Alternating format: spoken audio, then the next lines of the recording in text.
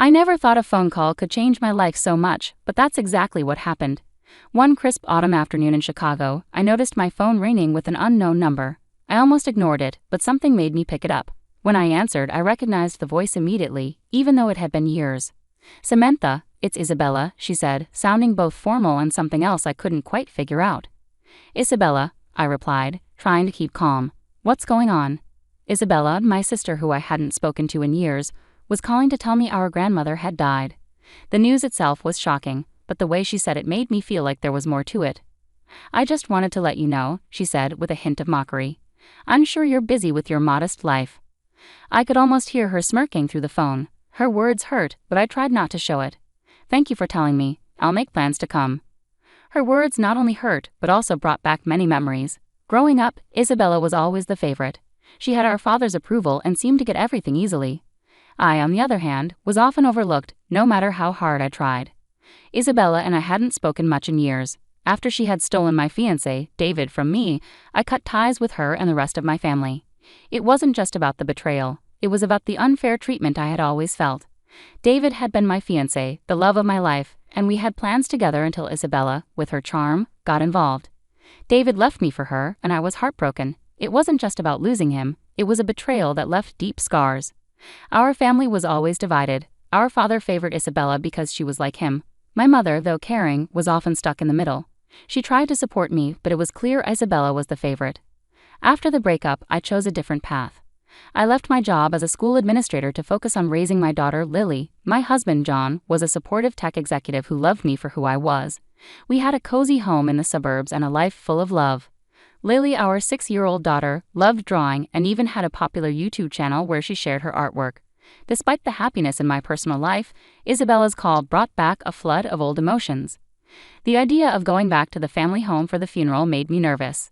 I hadn't been there in years, and the memories were mixed. Our grandmother had always been kind and supportive. Her death marked the end of an era, and Isabella's call felt like I was being pulled back into a world I had tried to leave behind.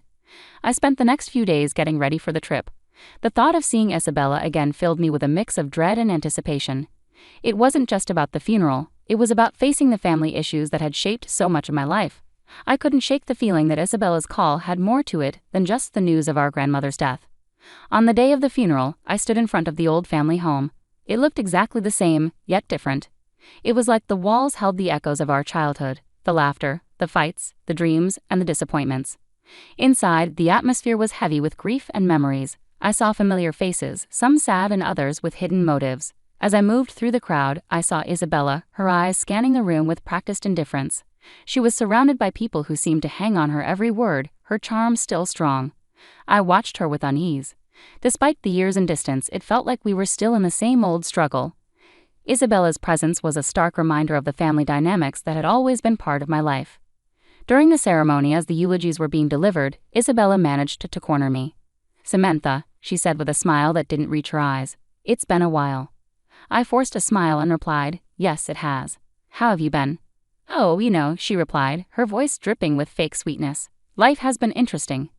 I could sense the undertone in her words, the same old rivalry that had never really gone away. Looking at her, I realized this reunion wasn't just about mourning our grandmother, it was about facing the past, the betrayals, and the choices that shaped our lives. Little did I know this encounter would lead to revelations that would challenge everything I thought I knew about my sister and our family. The days leading up to the funeral were tense and filled with unresolved emotions. I tried to focus on my family, John, Lily, and our daily routines, but I couldn't ignore the upcoming reunion with Isabella and the family I had distanced myself from. The familiar, painful echoes of the past were all too real. On the day of the funeral, the air was thick with grief and unresolved emotions. The family home was filled with relatives and friends, all paying their respects. The house, with its worn charm, seemed to watch over us like an old friend holding secrets. The walls felt heavy with the weight of past arguments, laughter, and hidden truths. As I entered the living room, I felt Isabella's eyes on me, her presence as imposing as ever. Her polished exterior masked the deep-seated rivalry that had always existed between us. She soon approached me again, her smile more genuine but still carrying an edge. "I've been meaning to catch up," Isabella said, her voice curious. "It's been a while since we've had a chance to talk." I forced a smile, trying to keep my emotions in check. "Yes, it has. How have things been for you?" "Oh, Isabella replied with a wave of her hand. "Busy, but good. I'm sure you've heard from the family about how things have been for me. I nodded, though I wasn't sure what she meant. The last I heard, Isabella was living a luxurious life in Los Angeles. The stories I heard painted a picture of success and perfection, but I knew better than to believe them completely. During the wake, Isabella flaunted her perceived success. She talked about her life in Los Angeles, her upscale lifestyle, and her supposed achievements. It was as though she was trying to outshine everyone to prove her life was better than mine. I watched her with a mix of curiosity and irritation. I knew beneath her confident facade was a tangled web of lies and manipulations. It was hard to ignore her mentions of David Parker, my former fiancé and now her ex-husband. Her casual references to him, her attempts to show she was unaffected by their failed marriage, felt like salt in an old wound. David had once been the center of my world.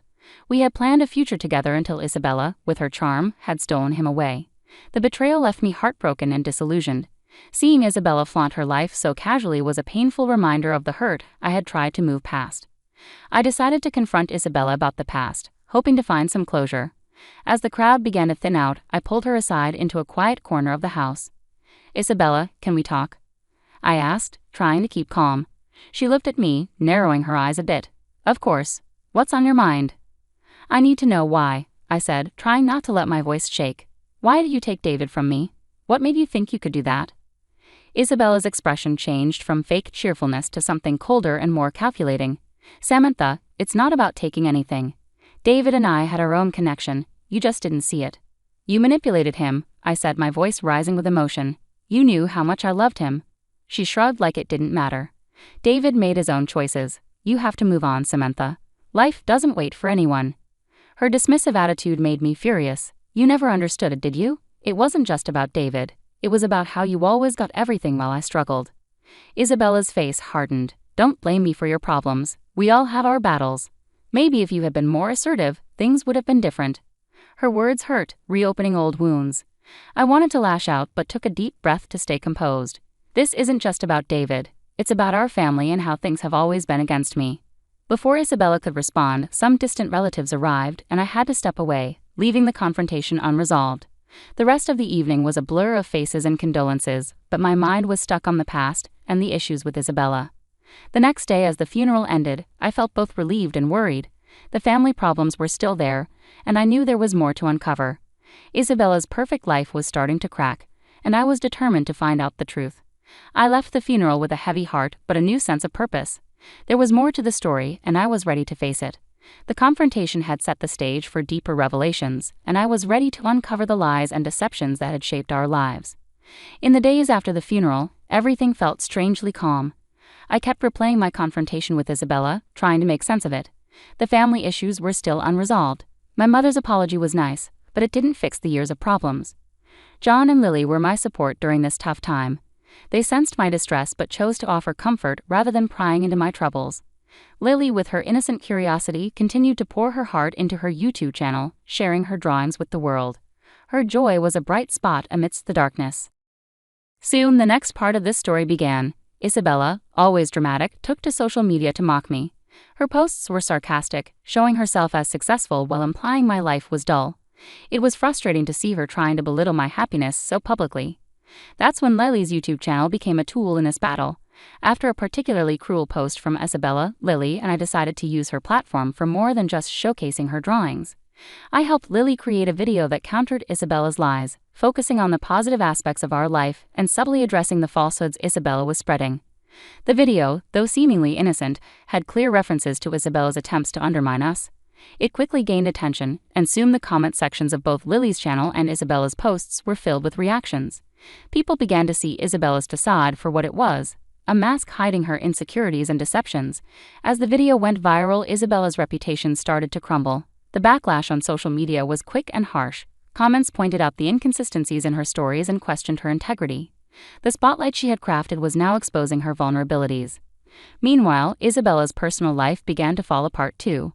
David, struggling with the public fallout from our confrontation and the negative attention on his and Isabella's failed marriage, made a significant mistake at work.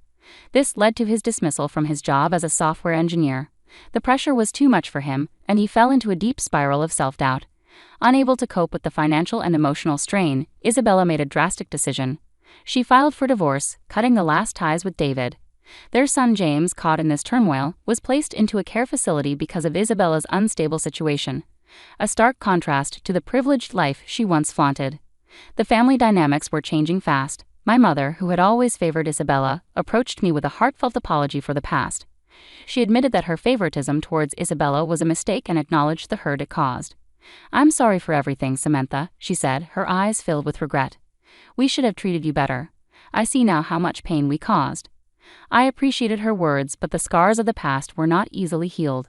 I chose to keep a distant but cordial relationship with her, focusing on what truly mattered: my family's happiness and well-being. Amid these revelations, John and I decided to take a break from the chaos. We planned a joyful outing to an amusement park, a chance for Lily to enjoy herself and for us to reconnect as a family. It was a reminder of the simple joys and the love we shared. The trip was everything we needed, a day filled with laughter and bonding. It reinforced the strength of our family and highlighted the content life we had built together. It was a much-needed break from the drama and reminded me of the importance of moving forward with love and support. As we enjoyed the day, I realized that while the past had its shadows, the future held the promise of light. With Isabella's downfall and the family's apologies, I felt a sense of closure. The journey was far from over, but for now I could focus on cherishing the present and looking forward to a brighter future. The weeks after our trip to the amusement park brought a profound sense of calm. My life, once shaken by family discord, was finding its balance again. As I looked around at my little family, I realized how much we had grown through all the trials. Isabella's downfall was a hard lesson, but it was a reminder of the destructive power of envy and manipulation. Her failed attempts to belittle my life had only served to bring her own downfall into the spotlight. The divorce, the loss of her son to a care facility, and her diminishing reputation were harsh consequences of her choices. David, once a part of my life and now a figure of past regrets, faced his own challenges. His dismissal from his job left him struggling to find his footing. Yet despite everything, I felt detached from him. My focus had shifted entirely to my own family and the life we had worked so hard to build. John and I continued to nurture our relationship, finding strength in each other. Our daughter, Lily, thrived in her creative endeavors. Her YouTube channel remained a beacon of joy and positivity, helping to distract from the negativity that had surrounded us. Watching her grow and flourish was a constant reminder of what really mattered. One day I received a letter from my mother. In it she expressed her sorrow for the way things had unfolded and asked for forgiveness. Her apology was heartfelt, but I knew that mending our relationship would take time. I responded with kindness, acknowledging her regret while emphasizing the importance of moving forward. Our family dynamics had been permanently altered, but the experience had also brought clarity. My parents' favoritism towards Isabella and the subsequent fallout had taught me invaluable lessons about resilience and forgiveness. Healing from these wounds required more than just time. It required understanding and a willingness to let go of past grievances. In the quiet moments of reflection, I understood that the pain of the past had forged a stronger bond within my own family. John, Lily, and I were more connected than ever, and our shared experiences had deepened our appreciation for one another. We found solace in our daily routines and the small moments that brought us joy.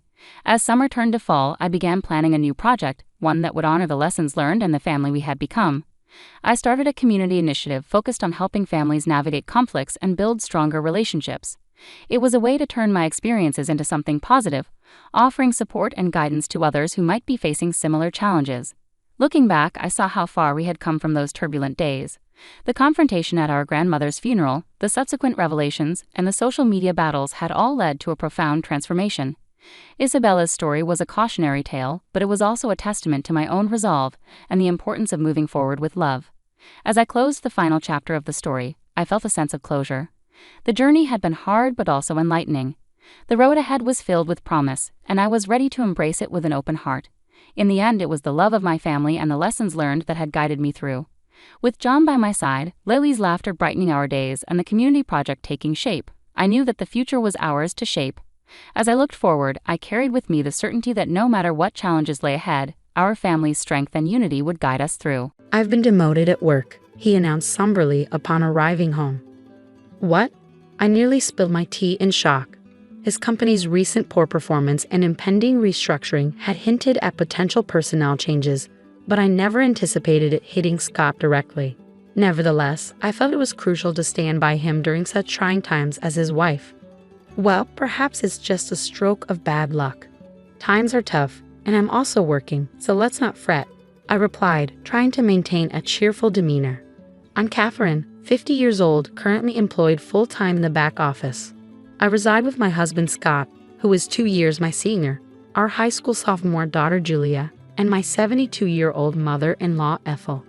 While Ethel and I may not always see eye to eye, our interactions are limited to when I'm home since I work outside, so I've chosen not to dwell on it.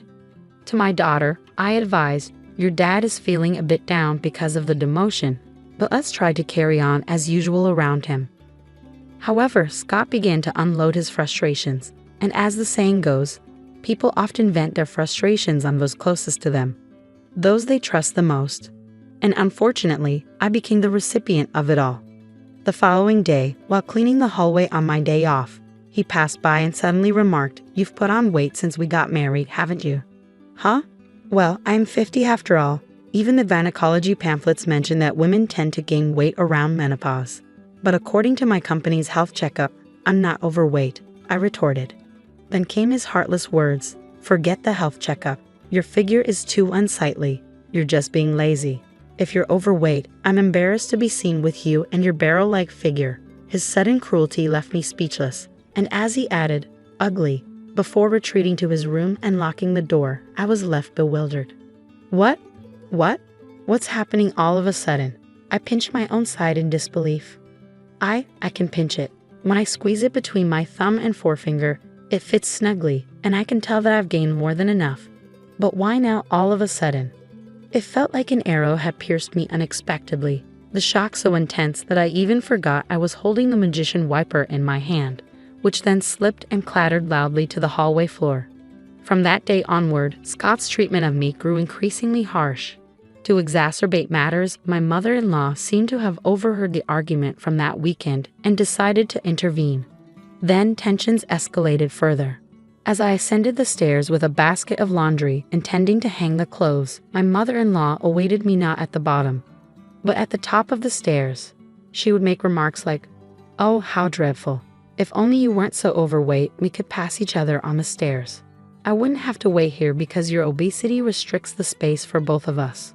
Moreover, during dinner, when I served fried chicken, she'd comment, "Isn't this what's contributing to your weight gain?" and promptly remove my plate. Instead, she'd suggest that only the three of us who weren't overweight should eat. My gynecologist had mentioned that after middle age, one tends to either gain weight or lose it, yet my mother-in-law remained on the thin side. She was as slim as a dried-up tree, but I managed to tolerate her incessant taunts. Such annoyances had become routine, so I had grown somewhat accustomed to them. What truly wounded me, however, was my husband's behavior. Since that incident, Scott ceased speaking to me. There were no expressions of gratitude or compliments, not even when I served him breakfast. He simply ate in silence and then left the table. He would enter and exit the bathroom without uttering a word. Though we still shared the bedroom, he would merely turn his back to me and immerse himself in his smartphone. I couldn't bear being treated as though I were invisible. One night, summoning my courage in the bedroom, I asked, "Is there a reason you're ignoring me?" His response was cold. "Not really, but I prefer not to engage with anyone other than humans." He continued, "I don't want to be associated with a family member who is this overweight. If you truly care about me, you'll shed some pounds." What? His words left me disheartened. But it's inevitable with age. You understand that, don't you? Even though I walk 1.2 miles for my commute, I'm doing my best in my own way. Despite my efforts to combat the weight gain that often comes with aging, he coldly turned his back, dismissing my struggles. "If you're not seeing results, then it's as if you're not trying at all. Don't speak to me anymore." And with that, he truly stopped acknowledging my presence. Meanwhile, my mother-in-law persisted in taunting me about my weight. Whenever meat, fruits, or rice were served, she'd question, "Are you permitted to eat that? Do you realize?" Eventually, I found myself restricted to salads and boiled vegetables. Scott remained silent throughout, merely moving his chopsticks without a word. It seemed my marriage was nearing its end. During my spare moments, I began packing my belongings. If this was the treatment I would receive from Scott, perhaps it was best to disappear altogether. When I confided in my daughter, saying I'm considering moving back to my parents' house, she sympathized. "I understand. I witnessed Grandma and Dad always picking on you during meals. It's painful to watch. I'll come with you, Mom. We can stay with your parents and I can still attend high school from there." And now, tomorrow marks the beginning of the demotion I've been anticipating, right after the winter break. Scott approached with a smile, suggesting, "Let's all have a drink, just this once. Tomorrow, life without subordinates begins for him." I pondered whether he found this situation unbearable. However, by now, I had lost the will to play along. Even his forced smile grated on my nerves. Scott piped up, "Let's enjoy a nightcap with dinner. I'll whip up some wine spritzers." It might have been the first time he had directly addressed me since the demotion announcement. He continued, "Julia can have juice, and I'll fix you a wine spritzer too, Catherine." He then placed the prepared drinks at 3 spots on the table. Odd, why the sudden change? As Scott momentarily turned his back to search for the TV remote, I discreetly sniffed the drink he had poured. What? I detected a faint scent, unmistakably familiar. I knew it from my own culinary endeavors. How could he even think to serve me this? I refused to tolerate it any longer. Between my mother-in-law's constant harassment and my husband's neglect, I had reached my limit. The sight of the wine spritzer pushed me over the edge. "Scott, could you please grab the camembert cheese from the fridge? It's from the local dairy farm, and it's absolutely delicious. I'm grateful for this family time. Would you mind fetching it?" I requested, hoping he would contribute at least this much to our moment of togetherness. As Scott made his way to the fridge, I took the opportunity to swap my drink with the one on the seat to my right. It was Ethel's seat. Upon his return with the cheese, I announced, "Now that we have our snacks ready, I'll go fetch Julia and mother-in-law," loud enough for them to hear. Dinner's served. The two of them joined us in the dining room and took their seats, creating an appearance of a typical family dinner. Except, I didn't have any meatloaf or cornbread salad. Instead, we had stewed chicken soup, camembert cheese, and wine spritzers. Julia opted for juice. "Let's dig in," Julia broke the silence, while Scott and my mother-in-law remained silent. I took a sip of the wine spritzer Scott had prepared, noticing him watching me closely. With a smile, I remarked, "Yeah, it's quite good." "Huh?" Scott muttered something under his breath, but I chose to ignore him. Instead, I focused on my salad before taking another sip of the wine spritzer. Suddenly, a stream of red liquid shot out from my mother-in-law's mouth, resembling Godzilla's fiery breath. "Wait, Grandma, what happened?" my daughter exclaimed, rising from her seat in surprise. Some of the liquid splattered onto her salad. "Did you choke? Are you okay?" Julia quickly fetched a towel and returned, offering it to my mother-in-law, who wiped her mouth. However, her reaction was one of disbelief. What is this?" "Grandma, your mouth, it looks like spicy cod roe," my daughter observed, growing increasingly concerned. "Hey you!" He put it in my drink. My mother-in-law shrieked, attempting to grab me, but I coldly brushed her hand away. "It wasn't me. Scott made it," I stated firmly. This dismissal, coupled with the revelation of Scott's involvement, seemed to stun her. "What?" my mother-in-law screamed, her lips still stained with sauce, before turning to glare at Scott, who was visibly trembling. Leaning towards him, I exerted some pressure by resting my hand on the table. "You thought you could sneak it into the wine spritzer, didn't you?" I could detect it slightly because I've encountered it before. "That was a dash of hell, wasn't it?" I confronted him sternly. "A drop of hell?" I picked it up at the food fair in Alabama. It might not be as renowned as death sauce, but with its subtle lime undertones, I found it more appealing for its homely flavor, I explained. That hint of lime was what I detected, indicating he had added a significant amount to the drink. My mother-in-law likely didn't notice due to the wine spritzer's aroma, or perhaps she mistook the lime scent for part of the drink's flavor. Regardless, this was an exceptionally malicious prank, incredibly vicious. "Wait, Dad did that?" Julia's expression was one of disbelief. I actually intended for Catherine to have it," Scott admitted. "You should switch it with yours. Even if my mother-in-law is foaming at the mouth, it's out of line. Just because she realized it was meant for me, she wants to pass it off to me. I'm not touching that dangerous concoction," I asserted in a hushed tone, maintaining pressure on Scott. And then I confronted him. "Explain why on earth you thought pulling such a stunt was acceptable," I recounted. "You were putting on weight, and spicy food can boost metabolism. So I figured I'd give it a try," Scott reasoned. Pathetic. What a lame excuse, I scoffed. Did he truly believe such an explanation would suffice? It was utterly embarrassing. Under pressure, my husband hesitated, shifting his chair back slightly. I'm not crazy. This is a legitimate reason to support your diet. Here, swap your cup with mine and have a taste. I made it for you, he urged.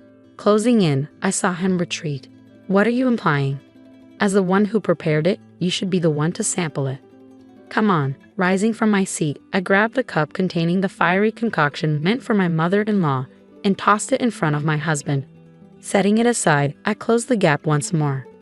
After ignoring me and treating me like I'm invisible for so long, did you honestly expect me to drink something you claimed to make with a smile out of the blue? Did that not occur to you in your empty head? Isn't it all too childish? Come on, taste it as the one who brewed it. Take some responsibility, I asserted, slamming the table. At the sound, my husband, perhaps hoping to evade further confrontation, rose from his chair and stepped back. Amidst the tense silence, a soft voice broke through. Both my husband and I turned to the source. It was our daughter, Julia. She began to speak, her words sounding strained as if she were forcing them out. Taking out your frustration on Mom, who supports you the most when work gets tough, and subjecting her to repeated cruel treatment. It's like a childish prank. I might not be supposed to say this to my parents, but it's too immature and unbearable to witness. Our daughter stood up, addressing her father directly. Is it wrong to struggle with weight? Mom wakes up early, walks to work, and even packs her own lunch. So it's not fair to say she's not making an effort, she continued, turning to face her grandmother. And you going along with it, taking away Mom's dinner like the fried chicken incident. What Grandma is doing is reminiscent of high school drama. It's embarrassing, she remarked firmly. At these words, a flustered Ethel began to offer a confused excuse. That's not it. I'm just concerned about Julia's mom not gaining any more weight. I want her to feel positively about herself in front of her granddaughter. Besides, Ethel, like Julia, is also struggling with weight. But Julia remained resolute. Compassion is about understanding and supporting the other person. It pained me to see Mom's dinner taken away, especially when she looked so upset. That's not compassion. Mom hasn't had any health issues in her checkups, yet taking away her food is just plain mean. Ethel fell silent, and it appeared Julia was finished addressing her for the time being.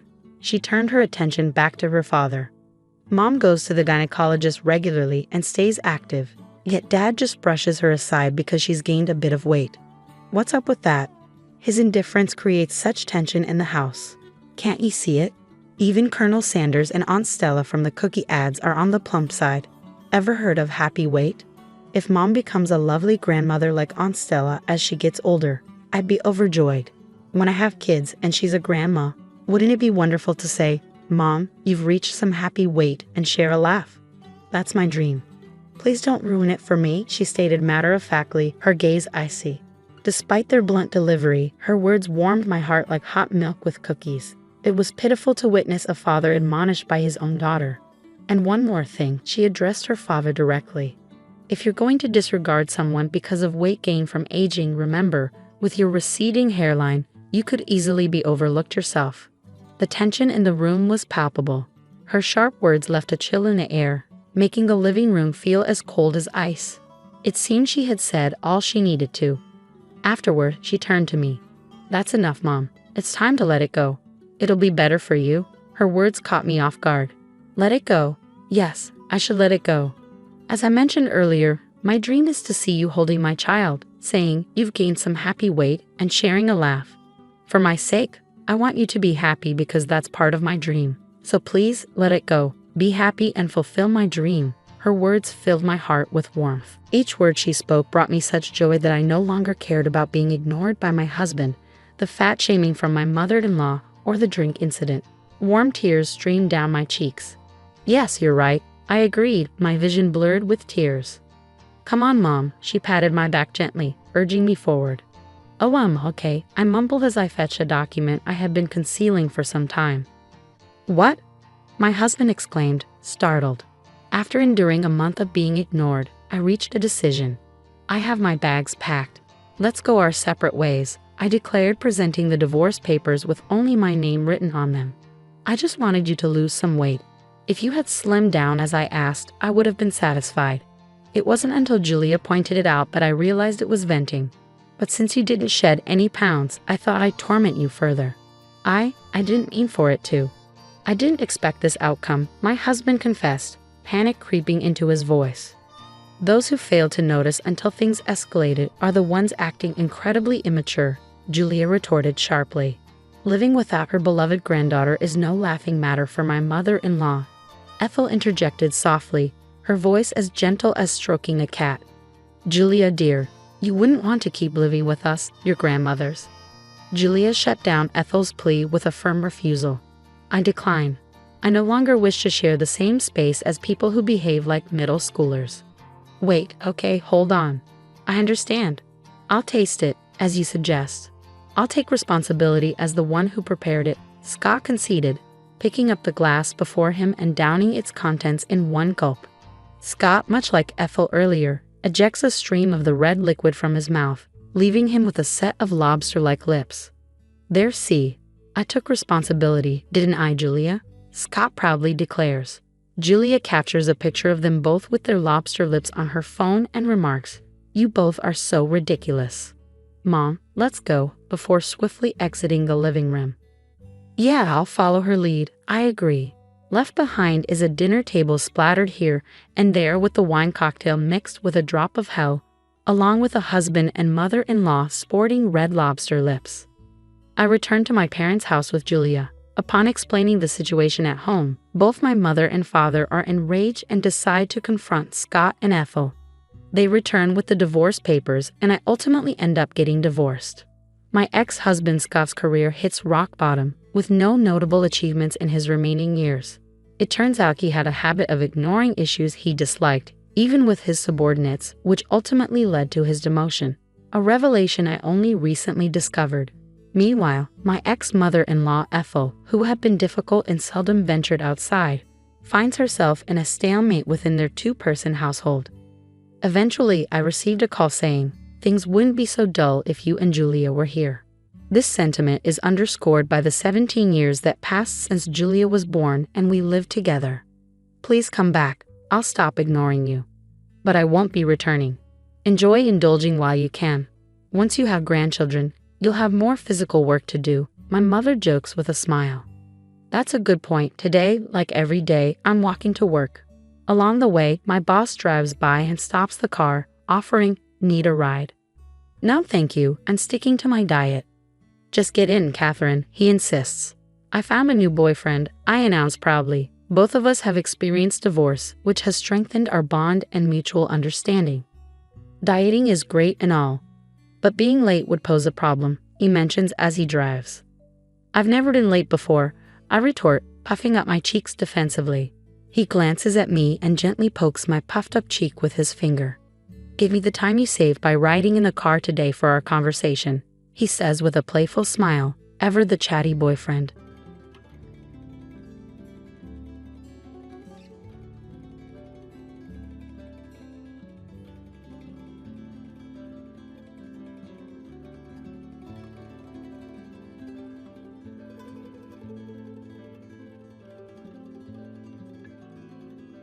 Hello, my name is Mary. Right now, I'm working with my husband Samuel at his family's business called The Enterprise. It's a small, cozy company run by Samuel's dad, Liam. There are about 6 of us working there. Liam isn't very involved in day-to-day activities. Samuel takes the lead and might become the next boss. He works closely with clients and pushes new projects to help the company grow. When we have big projects, everyone pitches in, making the atmosphere energetic and passionate. I've been part of this lively place for 8 years now since I married into the family. But Samuel's mom, Amanda, seems unsure about my role here. Recently, when I got home early to cook dinner and Samuel stayed late at the office, Amanda confronted me with some tough words. She asked me, "How long do you plan to stick around in our family's business?" Her tone sounded critical and disapproving. Since Amanda retired, she started criticizing my decisions instead of enjoying her free time. I tried to stay calm and asked her, "What do you mean by clinging?" She replied sharply, suggesting I married Samuel out of necessity, and now took advantage of working at their company. This wasn't the first time she accused me like this. It was happening more often. When I got married, I chose to leave my old job and join Samuel's family business. It was my decision, not because I had no other options, as Amanda seemed to think. Trying to explain, I told her, "Mom, I could work somewhere else if I wanted. I chose to be here." but she brushed it off, convinced she understood my motives. The tension with my mother-in-law went beyond words. Despite promising to take over household duties after retiring, she rarely helped, leaving Liam to often ask for her assistance with chores. Instead, she insisted, "I've worked my whole life. Now it's the daughter-in-law's turn to handle things at home." So I often ended up managing dinner and cleaning up afterward. One afternoon, I gathered my courage to address a household issue that was bothering me. "Amanda," I started cautiously, "I've noticed dishes often pile up in the sink. It would be helpful if you could clean up after your meals." Instead of understanding, she reacted strongly. She accused me of crossing boundaries and questioned my right as her daughter-in-law to set rules in her home. Feeling drained by our argument, I knew time was slipping away. If I didn't start dinner soon, we'd eat very late. Despite my frustration, I stayed calm. "Mom, let's talk more later," I suggested, hoping to ease the tension for now and focus on cooking. Amanda seemed to calm down and left for the living room, leaving me alone with the noise of kitchen utensils. Liam and Samuel had seen Amanda treat me this way before. They tried to step in when they could, but it didn't seem to change much. When they addressed the issue, they looked concerned and frustrated, wanting our family to get along better. Ironically, whenever Liam and Samuel confronted Amanda about her behavior, it often made her angrier at me, making her hostility worse. Her usual calm and gentle manner would turn into contempt, and her words hurt deeply, even though she never physically harmed me. Liam and Samuel's support became my sanctuary, helping me endure Amanda's hurtful comments. One tough morning, after I cleaned up from breakfast and was getting ready for work, Amanda suddenly exclaimed, "Oh dear, what a mess. It looks like a garbage dump here." Out of nowhere, she poured a bucket of water on my handbag. I stood there in shock, feeling a mix of disbelief and anger. "Why would you do that, Amanda?" I managed to ask, my voice shaking. Amanda's reply was dismissive, almost playful, like a mischievous child. "Oh, was that your stuff? I thought it was just a big piece of trash." Her casual attitude made me even more furious. "Even if you thought it was trash, who pours water on something?" I argued, struggling to grasp her lack of consideration. In the morning light, sitting across from Amanda in our living room, her expression was cold and determined, as if she had decided on a drastic action. "What on earth are you thinking? Now the carpet's soaked, and what about my things?" I blurted out, feeling a mix of confusion and frustration as I hurriedly took out the wet items from my bag. Important work documents lay spread out on the table, drying off. Amanda looked at me with a chilling calmness, showing no remorse or concern for the chaos she had caused. "You don't need to go to work anymore," she said flatly. I was completely stunned by her statement. "Excuse me?" I replied, filled with disbelief and shock. Amanda's next words hit me hard.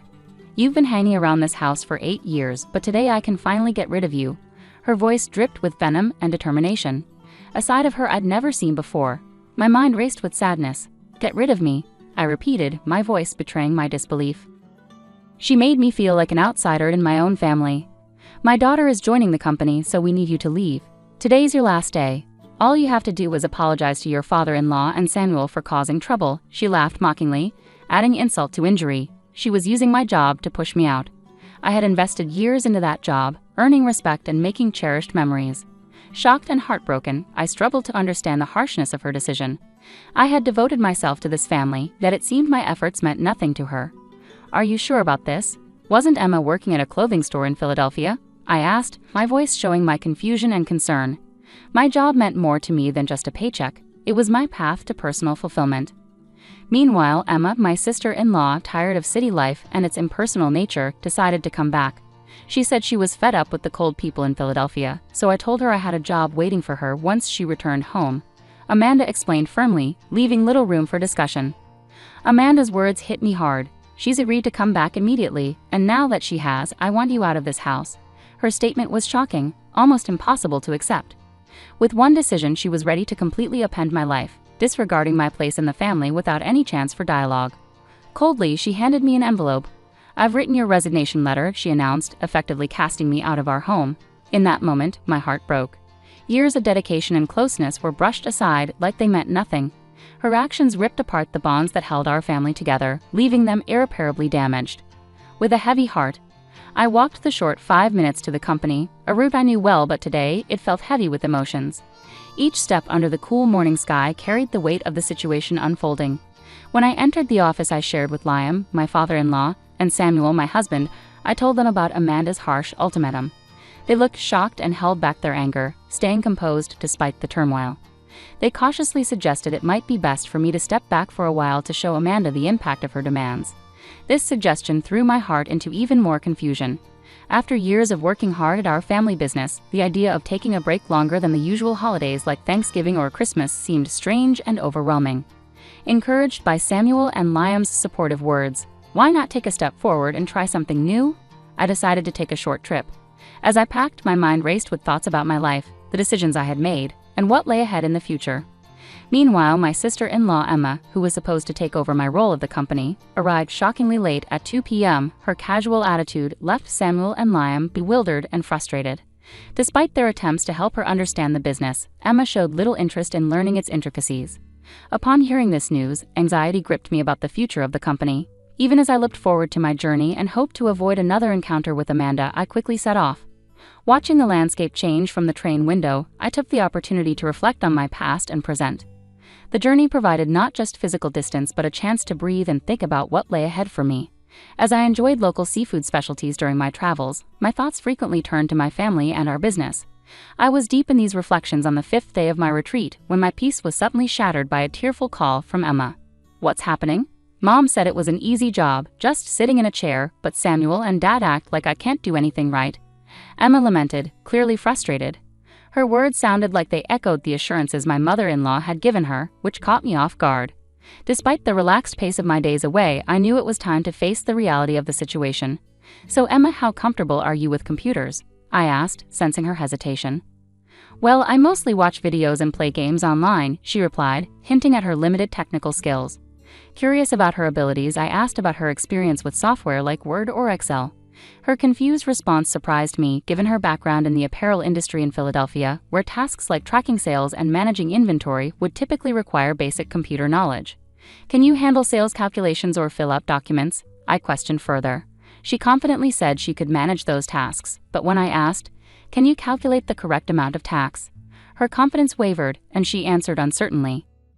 This wasn't just about testing Emma's math skills, but about seeing if she could apply them practically in a business context.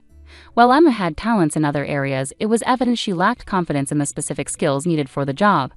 Her discomfort with calculations seemed to be a significant factor in the criticism from Liam and Samuel. It was essential for me to address the motives behind my mother-in-law's efforts to replace me. "Since you're taking over my role, I expect you to handle accounting tasks proficiently. Pay attention to email etiquette. A casual tone suitable for friends isn't appropriate for business. You'll also need to manage staff scheduling. Our team is small, but we prioritize everyone's time off requests, so don't put your convenience over theirs," I told her firmly. As I continued outlining her responsibilities, I could hear Emma crying on the other end of the line. It was a difficult conversation, but necessary for her to understand the reality and expectations of the role she was taking on. But I thought I wouldn't have much to do. Emma abruptly ended the call, clearly overwhelmed by the tasks ahead. I took the chance to explore Philadelphia, the city Emma had left behind. Surprisingly, I found the people there warmer than I expected, a stark contrast to the cold behavior of my mother-in-law Amanda and Emma, who seemed determined to push me away. A week after leaving my job, I returned to my in-laws' house. As soon as I arrived, Amanda confronted me, her face red with anger.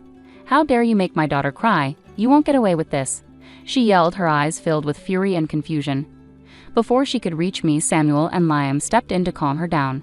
Despite their efforts, Amanda's anger didn't subside. Emma's upset because she got in trouble for trying to boss around her employees without knowing how, Samuel explained calmly but firmly, trying to clear up the misunderstanding. "Mary hasn't been here for a week, so she couldn't have upset Emma." Emotionally, Amanda shot back, "It's all because of her. Mary is the reason for Emma's problems. She accused me without any evidence. Where's Emma anyway?" I asked, looking around, but she wasn't there, adding to the confusion. "It's strange. Emma doesn't have anywhere else to go since she gave up her apartment in Philadelphia. I thought she'd be here," I mused aloud. Samuel then explained, "Emma's locked herself in her room. She's been crying and doesn't want to go to work anymore. She's overwhelmed, mainly because she doesn't have the skills needed for the job." Amanda, still angry, accused me, "You've turned Samuel and Liam against me. They wouldn't say the company runs better with you instead of Emma unless you poisoned them against her." Samuel sighed deeply, clearly exhausted from the ongoing family conflict and his efforts to clear up misunderstandings. "Mom," he tried to explain again, "it might seem surprising, but Mary is exceptional at her job. She's certified in bookkeeping, her administrative skills are top-notch, and she's even fluent in Spanish from studying abroad. She handles all our multilingual communications of the company, he said proudly. Amanda looked surprised, evidently unaware of my qualifications and contributions. That sounds like something from a TV show, she muttered, reflecting on the situation. I remember in college I was so focused on getting certifications and studying that I had little time for socializing or dating.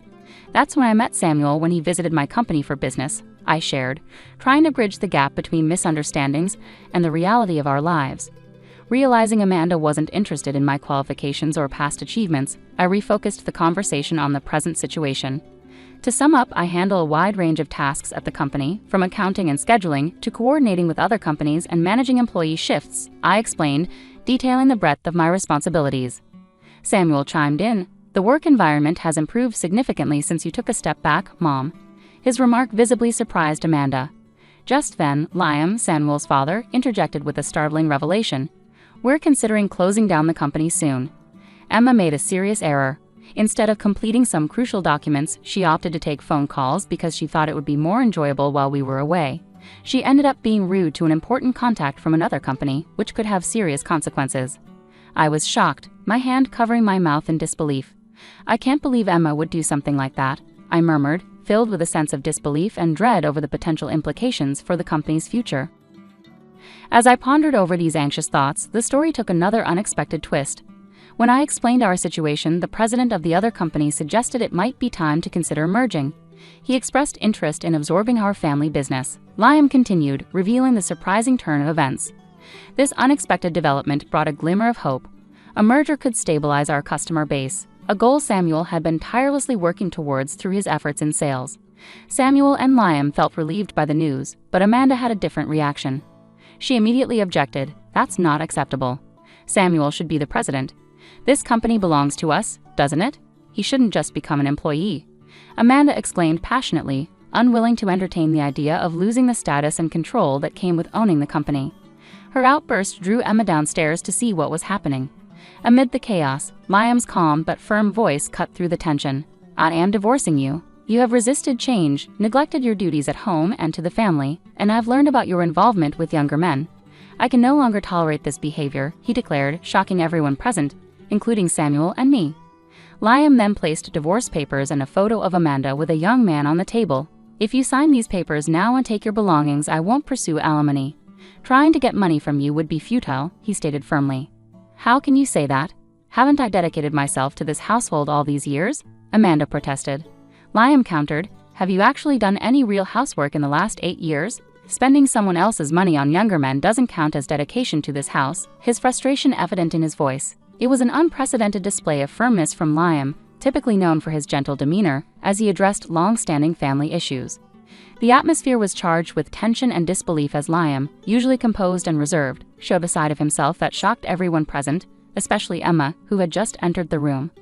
Her slight trembling betrayed her astonishment and fear at the unfolding scene. "Emma, this concerns you too," Liam declared firmly. "You returned because you couldn't make it on your own in Philadelphia. Now you're struggling to find a job here, yet you act as if you're above everyone else. You've stopped making an effort altogether, resorting to escapism. It's time for you to leave this house as well." Emma was stunned, her face showing a mix of confusion and denial. "Wait, Dad, maybe Mom has her issues, but I'm still your daughter, right?" she protested desperately, trying to maintain her place in the family. Amanda, hurt by her daughter's words, reacted with shock. "Are you turning against me now, Emma?" she accused, her voice filled with hurt and disbelief as tensions escalated. Liam intervened swiftly to prevent further conflict. "To avoid more trouble, I've arranged for both of you to stay with an acquaintance until you get back on your feet. They'll be here shortly to pick you up. Please gather your essential belongings," he instructed firmly, his tone brooking no argument.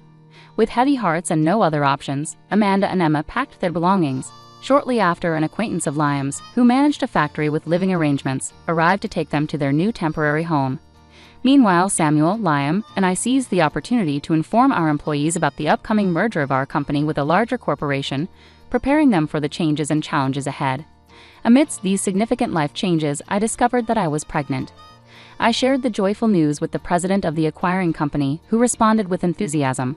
He assured me they would find a suitable replacement for my role to ensure a smooth transition. With the promise of new beginnings and the excitement of our growing family, Samuel and Liam redoubled their dedication to the company, inspired by the bright future ahead.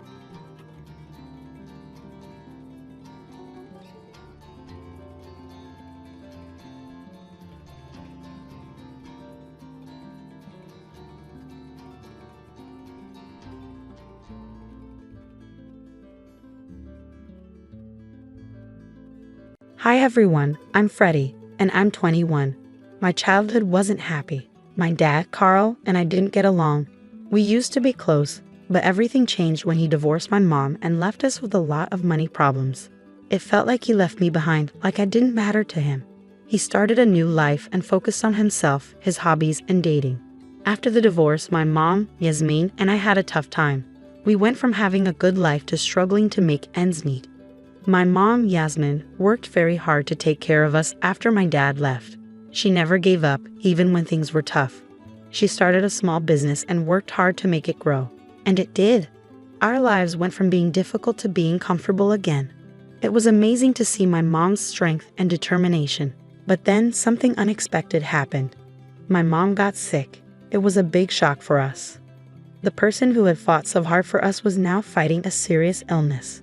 It was a tough time for us, but we were determined to support her through it. My mom's illness turned our lives upside down. I took care of her and hoped she would get better. We tried everything, but sometimes things don't go as planned.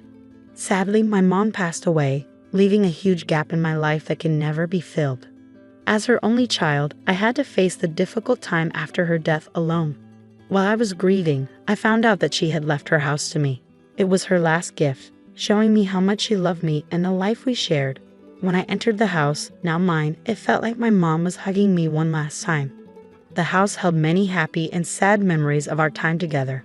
But what hurt me the most was that my dad, Carl, and his new wife, Rita, didn't even come to my mom's funeral. It was like he had completely forgotten about her and didn't care. This made me very angry. How could they be so cruel?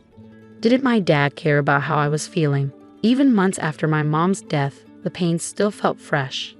I tried to find comfort in memories and friends, but I couldn't shake off the bitter feelings. The house my mom left me was beautiful, but it reminded me of her absence. I tried to make peace with the memories and make the house my own, but it took time. Things were getting better, until one day, my dad, Carl, showed up at my doorstep unexpectedly. It had been months since my mom's funeral, and he acted like nothing was wrong. I opened the door, and our eyes met.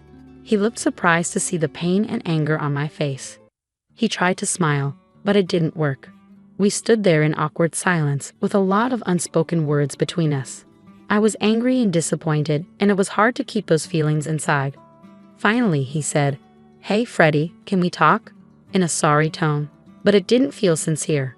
His presence in my house brought up a mix of emotions, and I just stared at him. I wasn't fooled by my dad's weak attempt to make things right. "Don't pretend to apologize, Carl. I'm not buying it," I said, my voice filled with anger. "You left us to struggle while you lived a life of luxury. Now you show up like nothing's wrong." Carl's face turned red with anger, and he became defensive. "You need to respect me, Freddie," he said firmly. I laughed in disbelief. "Respect is earned, Carl. You lost mine when you abandoned us for your own desires. You can't demand respect after all the pain you caused." As we argued, I saw Rita getting out of their luxurious car and walking towards us. Seeing her only made me angrier, remembering how my dad chose a life of extravagance over his family. When she reached the doorstep, I said, "What brings you here, Rita? You didn't even come to my mom's funeral, but now you're here." Rita made a weak excuse. "We were busy, Freddie. We had commitments." Her words only made me angrier. "You were too busy to attend my mom's funeral? That shows how little you care about her memory and our family." I felt a surge of anger and frustration as I looked at my dad and Rita standing in front of me. They were still the same selfish people who showed off their wealth and indulged in luxuries. Their presence in my home, acting like nothing was wrong, made me even angrier. "What do you two want from me?" I asked them. "Haven't you hurt me enough already?" My dad, Carl, said, "Freddie, we need to talk. The truth is, our life isn't as great as it seems on social media. We're struggling financially, and we even need to sell the Aston Martin outside to get some money for something important." Rita, who had been quiet until then, took off her coat, revealing her pregnant belly. I was shocked and angry. "You're telling me that you got someone pregnant who's young enough to be my sister? This is a sick joke, right?" I said, my voice filled with anger. Carl, now getting defensive, said some very hurtful things to me. His words were mean and unexpected, and I couldn't believe my father could be so cruel. "You think you're so smart, talking to me like that? I left you and your mom because I couldn't stand being around someone as stupid as you. You're useless and hopeless. I didn't do anything wrong, so shut up. I was shocked and couldn't believe what I was hearing. I just stood there, refusing to accept that my father was speaking to me like this in my own home. Get out, I said firmly. Get out before I call the police. Leave my property. Carl smiled slyly and said, Actually, that's why we're here. What do you mean? I asked, my anger rising again. You're going to have to leave this house, Fred. It's the only option, Carl said, his eyes gleaming with a sinister intent. I was furious, my heart racing with anger. You're crazy, Carl. My mom gave me this house, the woman you abandoned. You think you can just take it away? Never. You think you deserve this house? Think again, Freddie. We need a bigger and better space for our growing family, Carl said, his words dripping with audacity. My anger was burning brighter than ever. How could he want to start a new family after leaving us just a couple of years ago? He's insane. You think I'll just leave? My name is on the deed, Carl. This house is legally mine, and you can't take it away, I said, standing my ground. Carl sneered at me. Are you sure about that, Freddie? I have connections. I know the county clerk, and a simple phone call could make your name on that deed disappear. I was even angrier now. How dare he use his connections to manipulate the system and take what was mine? You'd stoop that low to steal this house from me? You're no better than a common criminal, I said, my voice strong and forceful. They were taken aback by my intensity. But as they realized they weren't going to win, they looked nervous and scared. They knew they had underestimated me and my determination to protect what was mine and my mom's. With all my strength, I yelled at them to leave my property immediately. They turned pale and finally left the house they had tried to take. Even though he was scared, Carl still tried to intimidate me with threats of ruining my life. You'll regret not listening to me, Fred, Carl said. I tried to be nice, but you didn't want that. Just wait, you'll be begging for mercy when I'm done with you. After they left, I was left standing there, my heart racing with anger, frustration, and determination. I knew this battle was far from over. In the silence that followed, I felt a sense of urgency. I knew my father had more power and influence than I did, and his connections and willingness to bend the rules posed a big threat to my dreams of keeping this house. I understood it wouldn't be easy. It wasn't just a fight for a physical space, it was a battle against a system that favored the powerful and well-connected. But I wasn't willing to give up. I would fight hard to protect the legacy my mother left me. The house represented memories, love, and sacrifices. It was a symbol of my identity and my journey towards freedom. With newfound determination, I took a deep breath and prepared myself for the tough journey ahead. The fight for justice had just begun. Weeks after our confrontation, my father still sent me hateful messages and threats. I ignored them, knowing they were meant to hurt me. Instead, I collected evidence, saved every message, and wrote down every word he said. I knew I had to take action, so I went to the county clerk's office. This was the place where my father's plan could become a reality, but I wasn't afraid. I had to face the person who had the power to make decisions. As I entered the office, my heart raced with anxiety and determination. I approached the clerk's desk, where a middle-aged man with tired eyes looked up at me. "Excuse me, sir," I said. "I need to talk to you about something important." The county clerk looked at me with curiosity and skepticism, studying my appearance. "What do you want?" he asked gruffly. I gathered all my courage and poured my heart out to the county clerk, sharing my story and all the struggles my mom and I had faced. I told him about Carl's absence at my mom's funeral and the threats that still haunted me. I showed him the evidence of Carl's manipulation and begged him to see the truth. As I spoke, the clerk's expression changed from indifference to genuine concern. "Please, sir, understand the truth," I pleaded. "Carl has twisted the story to make himself the victim. Don't let him deceive you and take what's rightfully mine.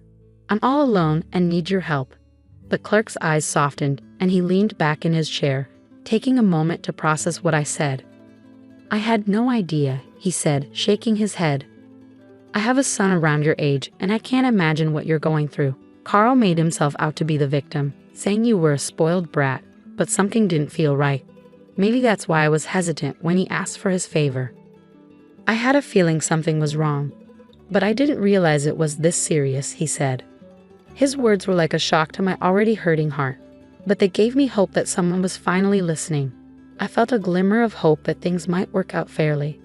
"Thank you for listening, sir," I said, my voice full of thanks. "Your understanding means a lot to me.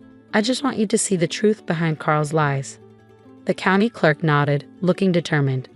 "I'll do what's right, but you have to promise not to tell anyone that I'm doing this as a favor. Sometimes I help my friends in ways that aren't exactly legal, so if you tell anyone, I'll find you and make sure you regret it." I swallowed hard, scared of the man in front of me. "Honestly, sir, I don't care if you're not following all the rules. I just want to make sure my house is mine and my father can't control it." "I've got it," he said firmly. "I believe you've been through a lot, and you shouldn't have to worry about owning your house again." Leaving the office, I felt a huge weight lifted off my shoulders. The battle wasn't over yet, but I had hope that the truth would come out and I would get what was mine. I went to my father's house, but it looked empty and abandoned. The fancy furniture was gone, probably sold to prepare for the new baby. After waiting for a long time, Carl finally opened the door, looking terrible. He hadn't slept or showered in days, and seeing me made him even angrier. "What do you want?" Carl growled. "I just came to tell you something," I said, standing up for myself. "I'm keeping the house, and you can't make me leave. So give up trying." "Like hell you are?" Carl yelled, his face red with anger. "I'm your father, and I get to decide." "You're no father to me, just a pest," I shot back, my anger rising. Carl sneered. "We'll see about that. I always get what I want." I smiled, feeling triumphant. I already talked to the county clerk, and he's on my side. I have the papers right here, and the house is mine. Carl's face contorted in shock and horror as he realized his plan was falling apart. He stuttered, trying to find words, but I just laughed, celebrating my win. "You can't tell anyone I tried to help you, or we'll both get in trouble," Carl said, his voice desperate. "Looks like you and Rita need to start house hunting," I taunted, rubbing it in. Carl's face fell. "Actually, Rita is leaving me. She's not happy that I couldn't get your house quickly enough, and she's given me an ultimatum." I shrugged. "That's tough for you." Carl's eyes begged me. "Freddie, please, let me move in with you. I can't take it here anymore. Everything is too much for me. I haven't slept or eaten, and Rita is driving me crazy with her demands." I laughed. "You're still acting like a child, even at your age. You think I'm going to let you stay with me? Think again. Try a homeless shelter. They might have room for you." Carl's face twisted in anger. "You're a heartless and thoughtless person. You'll regret this, Freddie." I smiled. "I'm not scared of you, Carl. You're getting what you deserve. Karma's a bitch, isn't it?" As I walked away, I knew Carl's life was going downhill. He became a social outcast, and his alcohol addiction took over. I heard Rita divorced him, took most of his money, and left him alone and hopeless in a hotel room, struggling to figure out his next move. But I knew I had won, and I was ready to fight for anything my mother left me. Carl would never dare to confront me with the same anger and entitlement again. I was no longer a kid, and I had a lot to lose. "I'll fight for anything my mother left me," I said firmly. "And if he's foolish enough to try me again, I'll make sure he regrets it."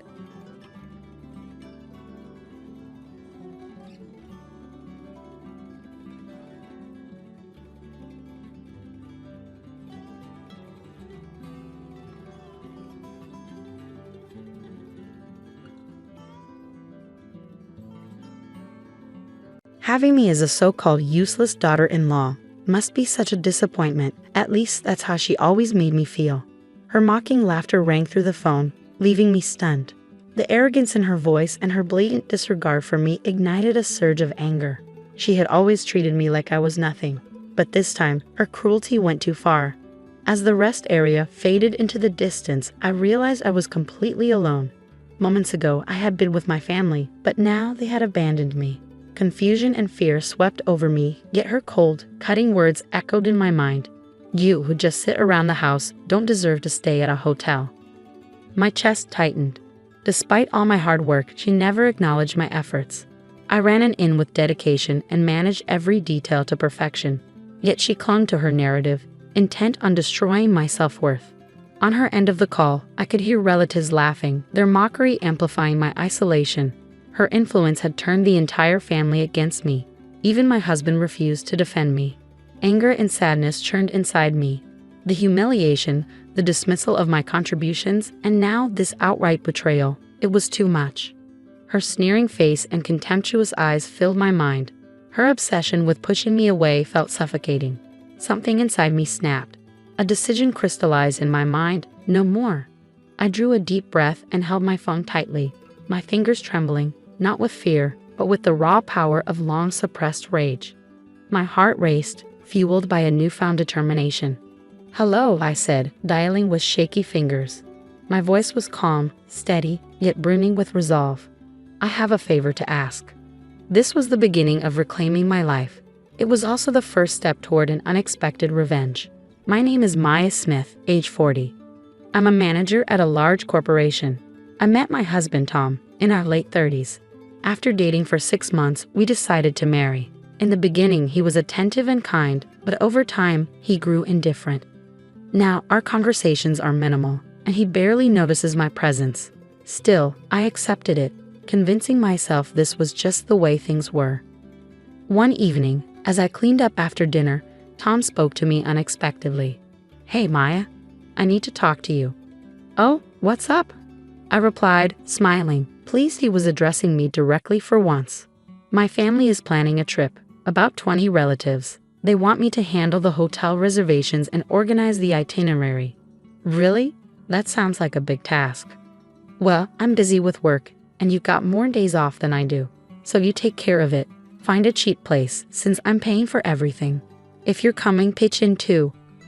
I wanted to point out that I worked hard and upheld my responsibilities just as much as he did, even if I had slightly more flexibility. But I bit my tongue.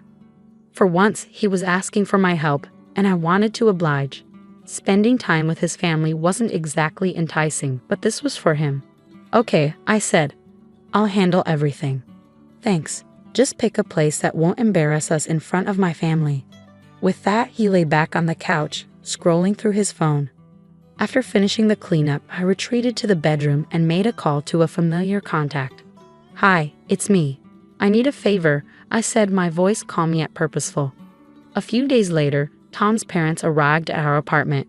When I had shared the travel plans with Tom, he insisted we invite them over to go through the details in person. As they stepped inside, Tom's mother, Elaine, made a beeline for my kitchen cabinets and began rummaging through them without hesitation. "Maya, are you seriously eating gourmet instant curry from a hotel? How indulgent. You should be cooking for Tom instead of living off things like this," she remarked with mock disapproval, pulling out a few packets. Without asking, she casually dropped them into her bag. This was nothing new. Every time Elaine visited, she treated my kitchen like her personal shopping aisle, helping herself to groceries, canned goods, and even decorative items. Once, she took a set of dishes without a word. Her justification was always the same. "Anything in my son's house is fair game. What's wrong with me taking it?" After that, I started hiding my favorite items before their visits.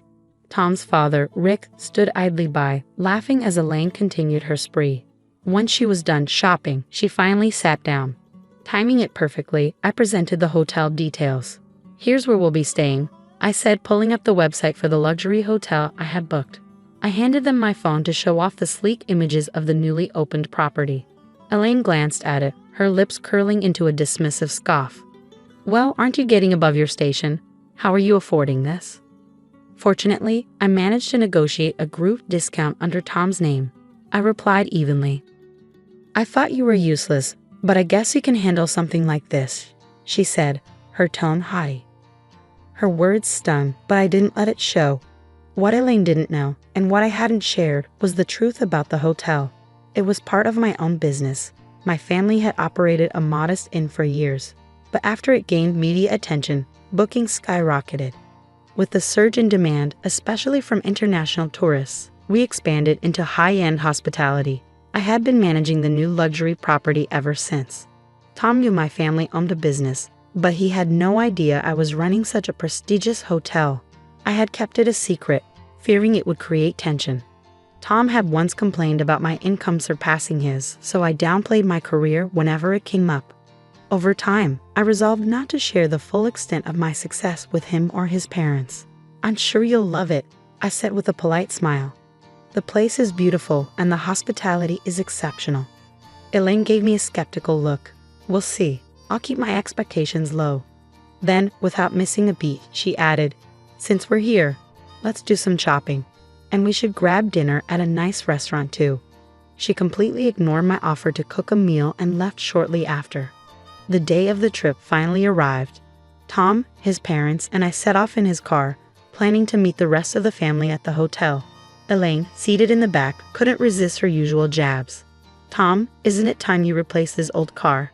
You shouldn't be driving around in something so shabby. Tham sighed, keeping his eyes on the road. I'd love to, but it's not in the budget. I glanced at him, feeling a pang of sympathy. This trip was already expensive, and I knew how much pressure he was under to impress his family. Oh, I'll pay for it. I can't stand the idea of my son driving around in such a junker, Elaine said with a dramatic sigh from the backseat. Really? Thanks, Mom. Tham replied, brightening immediately. Of course. We'll go to the dealership together next week and pick out something more impressive. They continued chatting as if I weren't sitting right there beside Tham in the front seat. Moments like this had become the norm with his family. But that didn't make it hurt any less. You know, Elaine mused, her tone turning sharp, if only there were grandkids along for this trip. But I guess at this point, it's too late to hope for that. Well, that's what happens when you marry a woman who's already past her prime. Mom, Dad, can you not? Tham muttered, but he didn't press further, letting their cruel comments hang in the air. I kept quiet, staring out the window, regretting ever agreeing to come along. After a long silence, I finally spoke up softly. Tham, I need to use the restroom. Can we stop at the next service area? Elaine immediately rolled her eyes. Couldn't you have gone before we left? This is why we're always late. I'm sorry. I'll be quick, I assured her. Tham pulled into the next service area, and I hurried inside. The line for the women's restroom was long, and I nervously glanced at my watch, worried about holding everyone up. After 10 minutes, I finally emerged, only to find the parking space where Tham's car had been now empty. Confused, I looked around, wondering if I had somehow missed them. I called Tham, but he didn't answer. Slowly, the realization sank in. After a few more failed attempts to reach him, I tried Elaine instead. She answered immediately. Oh, hello, Maya. Something wrong?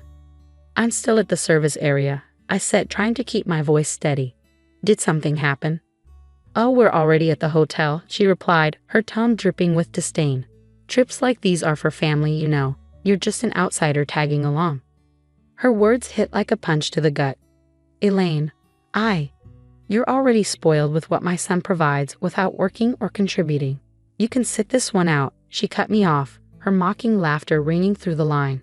In the background, I could hear other family members laughing too. Then, without waiting for a response, she hung up. I stood there stunned. The weight of her words settled over me as I fought against the despair creeping in. I had worked tirelessly to organize this trip, putting my own responsibilities on hold, only to be abandoned like this. But feeling sorry for myself wouldn't solve anything. I faced worse as a hotel manager, handling crises with composure.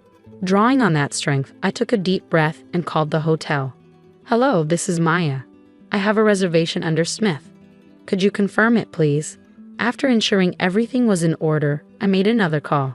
Hi, it's Maya, I said to my assistant at the main office. I'm stranded at a service area and need a ride to the hotel. Of course, Ms. Smith. I'll send a car right away, she replied. Relieved, I hung up. Soon, I'd be back on track. Meanwhile, in the car, Elaine gloated to Tham. That woman's never been a good fit for you. She's too old for kids and not exactly a catch. Mom, enough, Tham said, though his voice lacked conviction. I'm just saying, you deserve someone who's actually a family person, she continued. Tham sat in silence, torn but unable to find the courage to defend me. Later, at the hotel, Tham and his family settled into their luxurious rooms, enjoying the evening as if nothing had happened. They gathered in the dining area for an elaborate meal. Tham really went all out with this place, Rick said, looking around in approval. This hotel is famous nationwide. I hope it didn't cost too much. Well, Maya handled the arrangements, Tham admitted, trying to sound casual. I'm covering it, of course. That's what a good husband does. Tham's unease was evident, but he tried to push it aside and enjoy the moment. The next morning, as the family prepared to check out, they assumed all charges were already covered. But as they gathered in the lobby, the hotel manager approached them. "Excuse me, here's your final bill," he said, handing Tham a detailed statement. Tham frowned as he glanced at the total. His eyes widened. The charges included a suite upgrade, additional services, and the group's special rate. "Wait," Tham stammered. "Why is this so much more than expected? I thought everything was handled with a discount." "I apologize, sir," the manager said with polite firmness, "but the discounted rate was only available if the owner was present." Tham frowned, his confusion evident. "The owner? Who's that supposed to be?" "That would be Maya Smith, your wife." The room fell silent. Tham's face paled and a hush settled over the family. Elaine clutched her purse tightly, as though holding onto it could somehow make the charges vanish. "You mean Maya, owns this hotel?" Tham stammered, his voice shaky. The manager gave a calm nod. "Yes, she's the owner. Since she wasn't present, the discounted rate is void. The total amount due now is $20,000. Elaine gasped, her grip on her purse tightening further. "Tham, do something. This must be some kind of mistake." I didn't know," Tham stuttered, looking increasingly flustered. "I didn't realize Maya was the owner." The manager extended the bill with a steady hand. "How would you like to settle this?" The other relatives began murmuring among themselves, shifting uncomfortably. "You didn't know she owned this place, and she paid for everything," someone whispered. Tham's gaze fell to the floor, unable to meet their eyes. Meanwhile, I arrived at the hotel, determined to face Tham and his family. The staff greeted me warmly. "Welcome back, Miss Smith," the manager said with a respectful smile. "Everything has been handled as you requested." I thanked him and headed to the lobby. As I entered, I spotted Tham and his family at the counter, their expressions a mix of embarrassment and unease. Squaring my shoulders, I approached them, my head held high. "Good morning, everyone," I said, my voice calm but firm. "I see you're having a lovely time." The shock on their faces was almost comical. Elaine was the first to recover, her tone thick with false sweetness. "Maya, dear, we were just surprised. We didn't realize you were the owner here." "I'm sure you didn't," I replied evenly, "but I hope my outsider status no longer concerns you." "Maya, listen," Tham began, but I held up a hand to stop him. "No, you listen.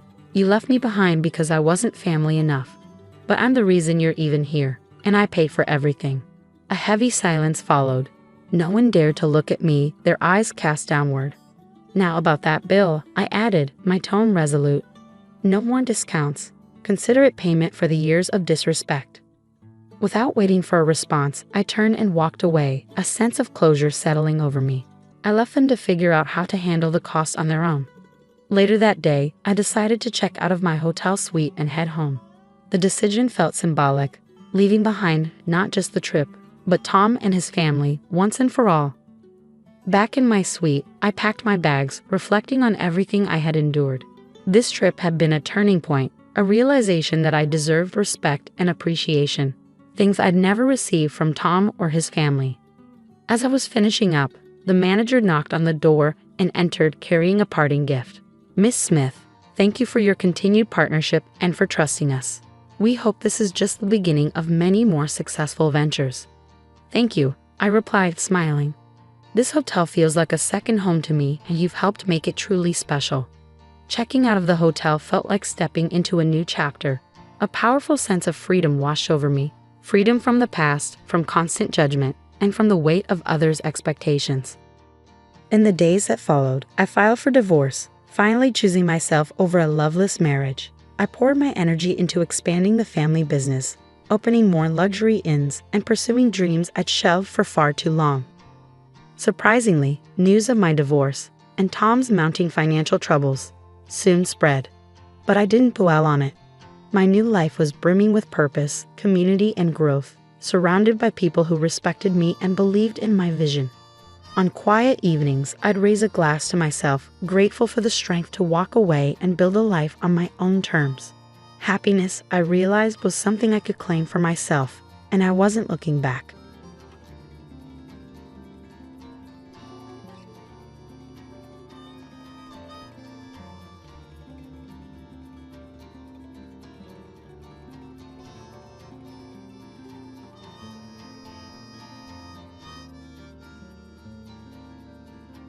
I never thought my sister's wedding would be the day everything changed. Looking back, I should have known something was wrong when my invitation arrived 3 days before the ceremony. Kitchen staff entrance only, it read in elegant gold script with a crude arrow drawn pointing to the back of the venue. My sister Victoria had always been the golden child. While I chose to work with underprivileged children as a teacher, she climbed a corporate ladder with perfectly manicured nails and designer heels.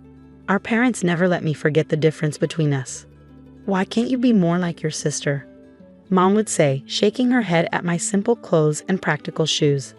"Look at her, engaged to James Anderson, CEO of Anderson Industries. And what do you have to show for yourself?" What they didn't know was that I had plenty to show, just not in ways they could understand. My small apartment might not be impressive, but the smiles of my students when they finally grasp a difficult concept, those are worth more than any luxury condo. Still, I went to the wedding. Victoria was my sister, after all, even as she'd grown more distant since getting engaged to James. I put on my best dress, not designer, but elegant in its simplicity, and drove my old Honda Civic to the Grand Plaza Hotel. The security guard at the main entrance took one look at my invitation and pointed to the back. "Service entrance only," he said gruffly. I found myself walking through the hotel's kitchen, dodging busy staff preparing for what was clearly going to be an extravagant reception. A hostess led me to a small table tucked behind a large pillar, practically hidden from the main celebration. Victoria's instructions were very clear, she said apologetically. Family members who might embarrass the couple should be kept out of sight. My hands trembled as I sat down.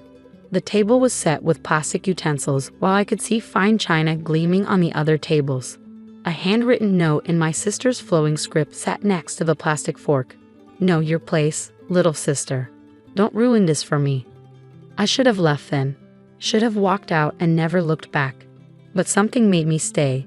Perhaps the same stubborn determination that made me choose teaching over the corporate career my parents demanded. The ceremony was beautiful, of course. I watched from my hidden corner as Victoria floated down the aisle in a gown that probably cost more than my yearly salary. James Anderson waited at the altar, tall and distinguished in his custom tuxedo.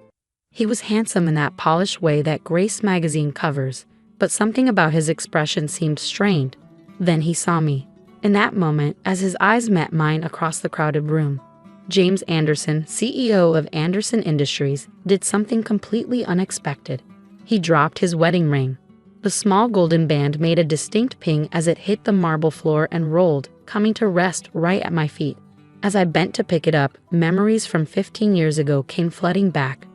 I was 19, working my way through college at a small coffee shop in Boston. He was 22, a regular customer who always ordered the same thing: black coffee, no sugar. Back then, he wasn't James Anderson, CEO. He was just Jamie, a graduate student with dreams of changing the world through ethical business practices. We'd spent 6 beautiful months together, sharing dreams and plans for the future. He wanted to revolutionize corporate responsibility. I wanted to teach. We talked about combining our passions somehow, maybe starting a foundation for education. Then he disappeared. No explanation, no goodbye. Just vanished from my life completely. I tried to find him, but it was like he never existed. A year later, I saw his photo in a business magazine. James Anderson, heir to Anderson Industries, engaged to a wealthy socialite. My heart broke all over again. Now here he was, staring at me like he'd seen a ghost, while my sister, his bride, watched in confusion. "Jamie," I whispered, holding out his wedding ring. The color drained from his face. Victoria's perfectly plucked eyebrows furrowed in confusion. "James, darling, do you know my pathetic little sister?" But James wasn't looking at his bride anymore. His eyes were fixed on my left hand, where I still wore the small silver ring he'd given me 15 years ago at that coffee shop in Boston. The one with the inscription, "To my Emma who taught me what really matters." "Emma," he breathed, and in that one word, I heard 15 years of regret. Victoria's voice turned sharp. "James, what's going on?" Before he could answer, a distinguished older man rose from the front row. Richard Anderson Sr., James's father and founder of Anderson Industries. His face was thunderous as he approached the altar. "Son," his voice carried across the suddenly silent room. "Please tell me this isn't the same Emma." The same Emma. The words hung in the air like storm clouds. What did he mean, the same Emma? James straightened his spine, and for a moment, I saw the Jamie I used to know, the one who wanted to change the world. Yes, father, he said clearly. This is Emma Chen, the woman you paid $5 million to disappear 15 years ago. The room erupted in chaos. Victoria's perfect wedding dissolved into chaos. Guests began whispering, phones recording everything. My sister's face had turned an interesting shade of red that clashed horribly with her white dress. $5 million? I stood up slowly, my teacher's salary suddenly feeling very different. You paid me to disappear? Richard Anderson Sr. straightened his expensive tie. I paid your mother. She assured me you'd never contact James again. Said you agreed it was for the best. My mother. Of course. The pieces started falling into place. Mom's sudden insistence that I transfer universities that year, the mysterious deposit in my college fund, her constant reminders that James, was out of my league. You knew? I turned to my mother, who was trying to disappear into her seat. You took money to separate us? It was for your own good. Mom stood, her designer dress rustling. Look at you, a teacher living in a tiny apartment. James needed someone who could understand his world. Victoria was perfect for him. Perfect. James laughed bitterly. Perfect for the company image, you mean? Just like that socialite you tried to set me up with after Emma left. Did you tell Victoria about that too, father? How you've been orchestrating my relationships for 15 years? Victoria finally found her voice. James, darling, surely you're not comparing my worthless sister to me. I mean, look at her dress, it's not even designer. No, James said quietly, it's handmade. Emma always said the most valuable things are made with love, not money. He turned to me. You still make your own clothes. I nodded, throat tight. He remembered. This is ridiculous. Richard Anderson Sr. boomed. Son, you have responsibilities. The merger with Victoria's father's company. The merger? James's voice turned cold. Is that what this wedding is really about, father? Another business deal? Victoria went pale. What do you mean, a business deal? Oh, didn't you know? James turned to her. Your father's company is failing. This marriage would save it. That's why he pushed so hard for you to date me, isn't it? Victoria's father jumped up. Now see here. But James wasn't finished. He reached into his tuxedo jacket and pulled out a USB drive. I found some interesting documents last week, father, about what really happened 15 years ago, about the real reason you wanted Emma gone. Richard Anderson Sr.'s face turned ashen. James. Emma wasn't just my girlfriend back then, James continued, his voice carrying across the silent room. She was also volunteering at a youth center in South Boston, a youth center that was about to be demolished for one of our developments, a development that would have displaced hundreds of families.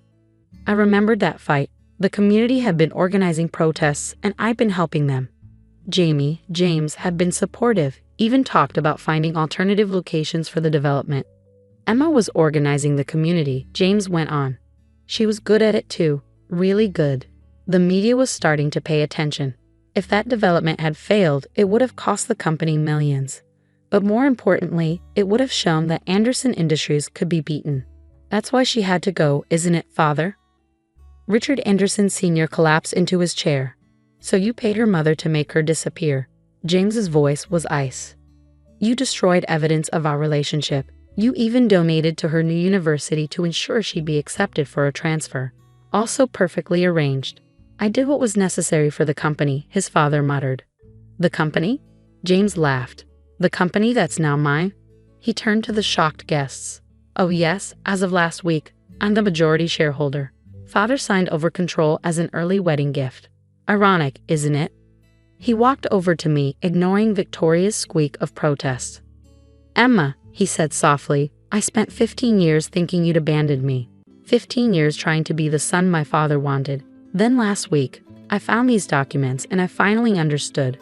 I was going to stop the wedding. But then I saw your name on the guest list. Seated in the kitchen, I added dryly. Of course, he smiled. Victoria always did have a flair for drama. He turned to my sister. The wedding's off, by the way. You might want to check your father's company's financials before he tries to arrange another merger. Victoria screamed, throwing her bouquet at us. It hit a champagne pyramid instead, sending crystal glasses crashing to the floor. As my first act as CEO, James announced over the chaos. Anderson Industries is establishing a $100 million foundation for educational initiatives in underserved communities. He looked at me. We need a director who understands both education and community organizing. Interested? My mother jumped up. Emma, darling, I always knew you had potential. Save it, I cut her off. I think you've done enough helping for one lifetime. I turned to James. The foundation job, does it come with a corner office? He grinned. Only if you'll have dinner with me first. I know this little coffee shop in Boston. You can't do this, Victoria shrieked. Daddy, do something. But her father was already rushing out, phone in hand, probably calling his accountant. Richard Anderson Sr. stood up shakily. Son, think about what you're doing. Oh, I have, Father. For 15 years. James took my hand. The company's image could use some updating, don't you think? Less corporate greed, more social responsibility.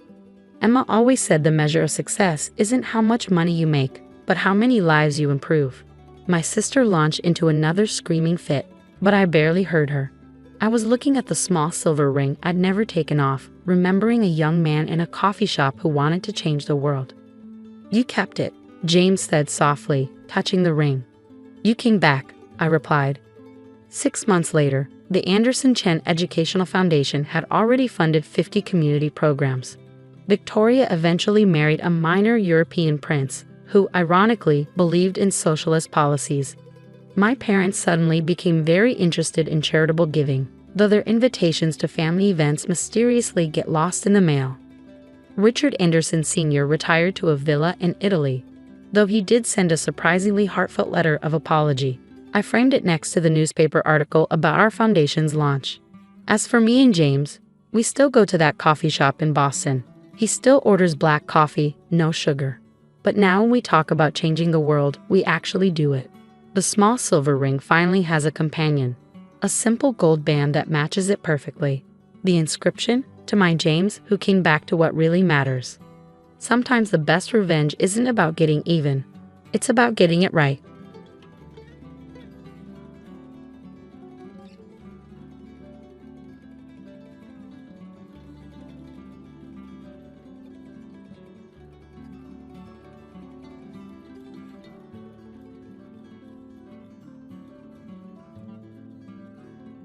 I must share something difficult with you. My girlfriend, who is 20 years younger than me, is expecting a child. I have a preference for younger partners, so I have made the decision to get a divorce. Is that okay with you? All right.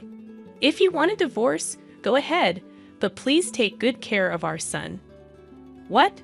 You should take the boy with you. Haven't you spoiled him enough? No, I can't. Because he is? I closed my mouth right there. If this conversation were to remain between us, there wouldn't be any problem. However, Ken must have overheard it from his place in the room. What would he think if he heard this? That was my only concern. Still, I must respond. Otherwise, this man will not understand the gravity of the situation. Destroying our happiness and only thinking about his own, that's too selfish. I won't stand for it. Just as our happiness was taken away, I want to take his away too. Driven by such feelings, I decided to confront Ted with a shocking truth. My name is Mila Davis. I am 41 years old, living with my husband Ted and our high school junior son Ken. I married Ted 13 years ago when I was 28. Back then, I was an insurance saleswoman visiting various companies to sell insurance. That's when I met Ted, who was working at a local import-export business, having recently divorced his wife. My wife cheated on me and left me. Now I'm living with my 5-year-old son, just the two of us, and it's pretty lonely, he said, looking somewhat sorrowful. Every time I visited Ted's company for work, I started talking to him. Eventually, Ted asked me, "Would you like to go out together?"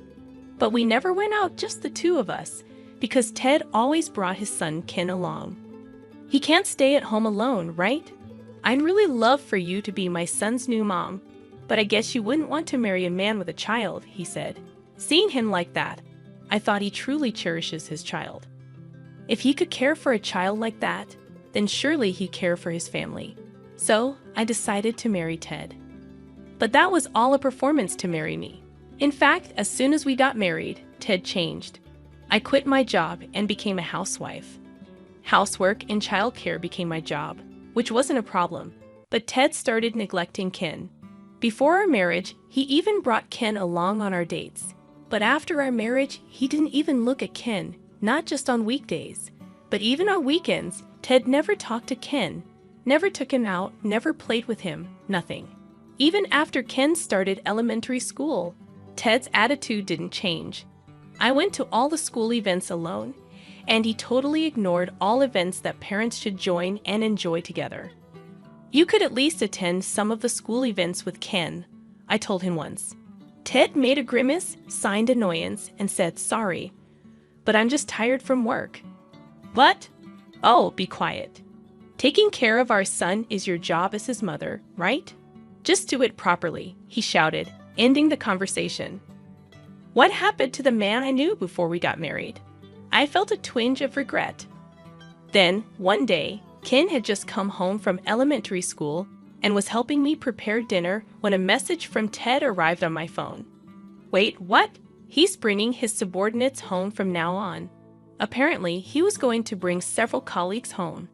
Ted had just been promoted to team leader, so he probably wanted to deepen his relationship with his new subordinates. What should I do? We don't have any food stored. They would surely end up drinking at our home. And if that's the case, we'll need some snacks. It's not even an hour's drive from the office to our home. After some thought, I decided to go to the nearby supermarket to buy some ingredients. When I arrived home, I immediately started cooking in a rush. "I'll help too," offered Ken. "Oh, thank you. Then, could you please get the dishes ready?" We worked hard, but there were limits to what we could prepare. Ted arrived home when only about half of the preparations were done. "I'm home." "Hey, I brought my colleagues," Ted shouted at the entrance. I greeted them briefly and led them to the room, serving beer and snacks. As I contemplated the next dish, Ted came into the kitchen and asked, "Hey, what's happening with the food? I told you in advance. I'm cooking right now. There are snacks, so it should be okay for now. What have you been doing? If you could notify me a bit earlier, stop complaining. You should have this ready. Do you want me to be embarrassed?" I was shouted at and left speechless. There were countless things I wanted to rebut, but the sound in the kitchen could be heard in the living room. The guests must have felt uncomfortable too. Thinking so, I couldn't say anything in response. In the end, I silently endured our guests, but once they had left, I had a big fight with Ted. I was angry at Ted for shouting at me just because of his own convenience. Ted puckered his lips and said in a childish manner, "Okay, fine. I'll have a party and some venues from now on. Happy now." After that, Ted started hanging out more. His spending got wilder, and he would head out early on his days off. By then, Ken had become a 7th grade student, and it started costing money for things like after-school programs. That's when I talked to Ted about wanting to start a part-time job. A part-time job? What, you want money for leisure? No, that's not it. It's for things like Ken's tuition for the after-school programs. Oh, I see. Do whatever you want. Even though Ted, perhaps because he was drunk, gave a careless response, I got his word, and so I started a part-time job as an insurance agent. I asked a former boss from the company I worked at before marriage to make me a part-time employee. This should make things a little easier. Even then, because Ted complained, I couldn't slack off on housework. The time I could work was limited, and I had to prepare dinner before Ted got home. I managed my time well and kept working. Then, one day, I accidentally let work run late. I hurried home, but Ted had already returned. As soon as he saw me, Ted asked with a sullen face, "Where have you been?" I was at my part-time job. Part-time job? You weren't cheating on me, were you? Ted stared at me intently. There's no way that's true. I denied it firmly, but Ted kept looking at me with suspicious eyes. Just as I was wondering what to do, Ted reached out for my smartphone. Let me see. I'll check if there are any men's names. Stop it. Shut up. Ted forcefully snatched my phone and began to check the contacts. He quickly found my boss's name. Hey, who's this? It's a man's name, isn't it? He's your lover, ain't he? All right then. Before I could react, Ted dialed my boss. Stop it. You just keep quiet. Thankfully, the misunderstanding was cleared up quickly. I extended my sincere apologies to my boss, urging Ted to do the same. However, he simply looked away, blaming me for making the situation appear dubious. Your fault for making it look like you're doing something wrong, he insisted. Since then, our relationship took a downward turn. Even as Ken progressed to the 9th grade, nothing changed. I couldn't help but question whether it was okay to continue in this strained relationship. Despite my concerns, I struggled to find a way to mend our relationship. Before I knew it, Ken had become a senior in high school, preparing for college. Recently, the atmosphere between Ted and me had turned icy, and arguments at home became rare. At least this way, it wouldn't adversely affect Ken's studies. I thought things could remain like this until Ken entered college. Then, one day, my job required me to be near Ted's workplace. If our relationship had been better, I would have invited him to lunch. As I muttered this, I noticed Ted's car across the intersection. Wait, is that Ted? With who? Squinting, I saw two people laughing and chatting, and the word infidelity flashed in my mind. Accusing others of infidelity while doing it yourself, what a joke. I was too stunned to say anything. Secretly, I took a picture of them and went to a private detective to investigate Ted. I probably knew the answer already. The idea of divorce was already planted in my mind. But evidence was crucial, so I waited for the results of the investigation. About a month later, the results arrived, and they were damning. He really had the nerve. Just divorcing didn't seem enough anymore. How should I get back at him? On a certain day off, lost in my thoughts, Ted, who was supposed to be out, came home unexpectedly. Rushing over to me, he explained, "I'm sorry, but my girlfriend, who's 20 years younger, is pregnant." What? I couldn't believe my ears, but there he was, a smirk on his face, declaring, "So yeah, my girlfriend, who's 20 years younger, is pregnant. I prefer younger women, so I'm gonna divorce you. That's fine, right?" Well, he certainly had the guts to confess his affair himself. However, I saw this as an opportunity. With this in mind, I decided to seize the moment. "Go ahead and get married, but please take care of our son." With a smile on my face, I said this, seemingly catching Ted off guard. "What? You should take our son with you. I've always been so fond of him." "I don't want to, because that boy is—" I carefully chose my words, aware that Ken, studying in his room, could hear me. What would he think if he heard this? That was my only concern. Nevertheless, if I didn't stand up to him now, he wouldn't understand the gravity of the situation. It was far too convenient for him to destroy our happiness and go off to find his own. I wouldn't let that happen. I wanted to snatch away his happiness, just like ours was taken from us, driven by these thoughts. I decided to confront Ted with a truth that would stun him. "I hate to break it to you, but isn't Ken your son?" "He's not mine." "What are you talking about? We're married, right?" "If we're married, then our child is our child, right?" Ted declared, looking smug. At that moment, I was at a loss for words. Is this guy an idiot?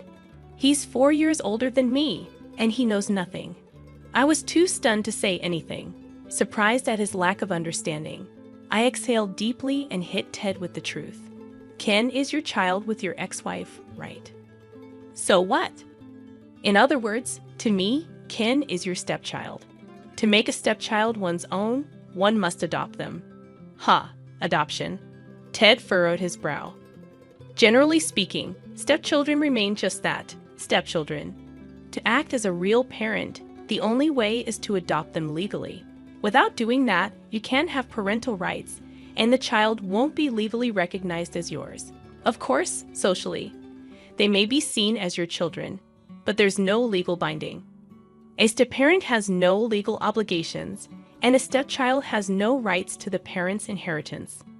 I explained to Ted, I didn't adopt kin when I married you. That's why I can't take kin with me. Hold on, so does that mean I have to take care of kin? That seems to be the case. Although I wouldn't say you'd be charged with parental negligence just for leaving him alone. Kin is a high school student, an age where parents are obligated to raise their children. In other words, it can be said that Ted can't just abandon him. While looking stunned, Ted pleaded with me, come on, that can't be right. What can't? I have a baby on the way, and I plan to live with my newborn and my soon-to-be wife, just the three of us. That was the condition for marrying Kay. Oh, so the woman he cheated with is named Kay. So, that has nothing to do with me. It's got everything to do with you. This could all be resolved if you just take kin. But I've told you I can't, right? Just find a way. Please don't ruin my happiness, he begged. Don't ruin his happiness. I was shocked at his audacity. After shattering our happiness, he doesn't get to demand his own happiness.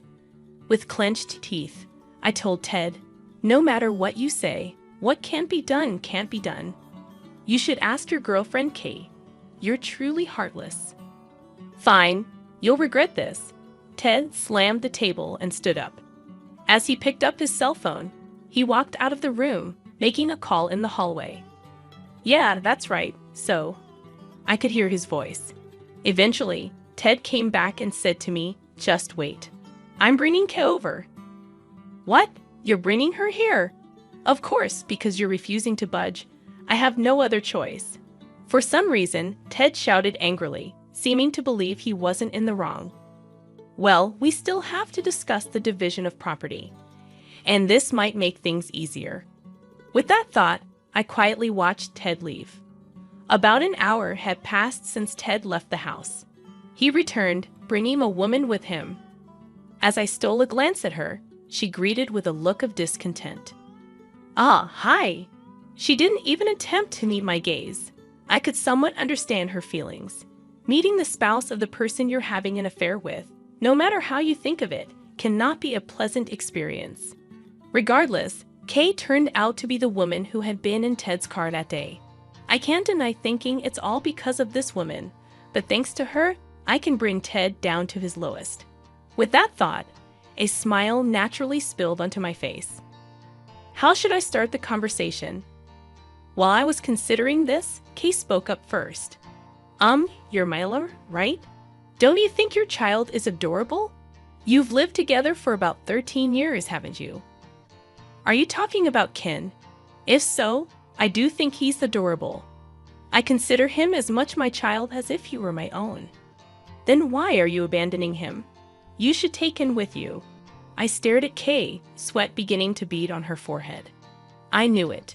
She condemns me with her words, but she doesn't truly mean it. I recalled the results of the investigation into Ted's conduct. If the current situation described there about Ken is true, it makes sense why she would argue like this. So, I decided to shake them up. I'd love to take him with me, but no matter how adorable he is and no matter how much I love him, legally only Ted is Ken's parent. I can't become Ken's parent.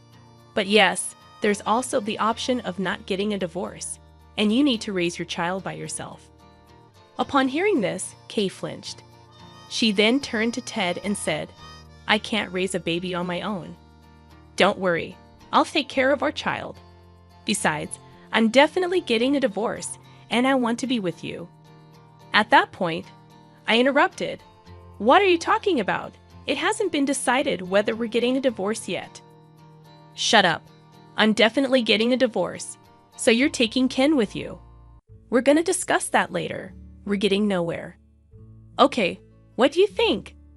I turned the conversation over to Kay. She made a pout and said, I can't raise someone else's child, even if it's the child of the man you love. Course not. I love Ted, not some child of Ted and another woman. Oh, I see, but isn't your argument a bit strange? Why don't you want to raise someone else's child? That's your personal opinion, and I won't blame you for it.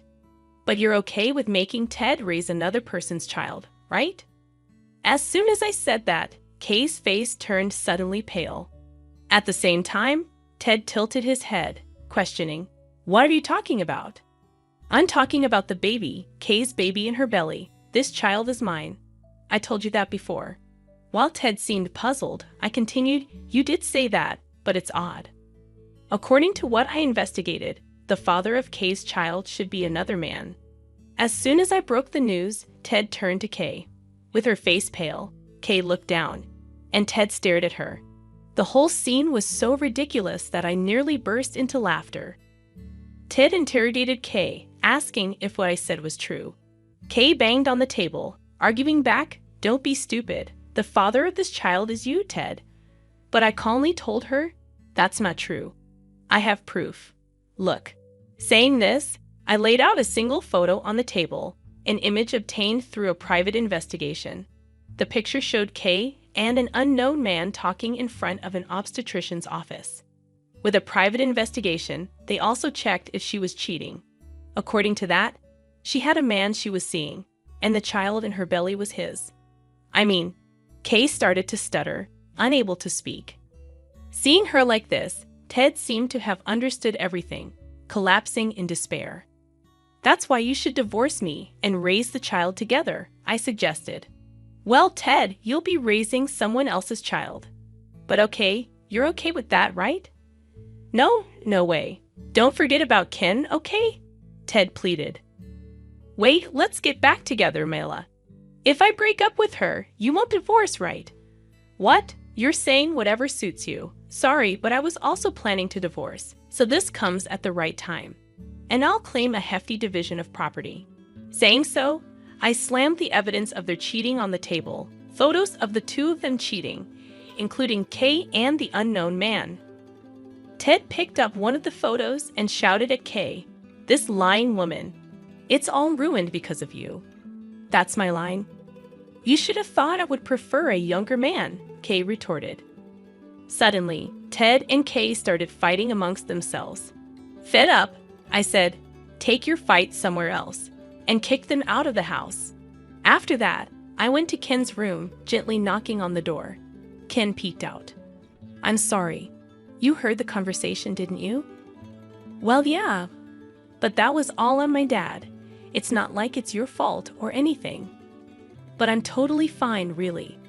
I'll be a college student next year, and I'll make my dad pay for the move and then do whatever I want." Ken flashed a slight smile, seeming more mature than I had thought. I was relieved to see my son's growth. However, his father, Ted, has not matured at all.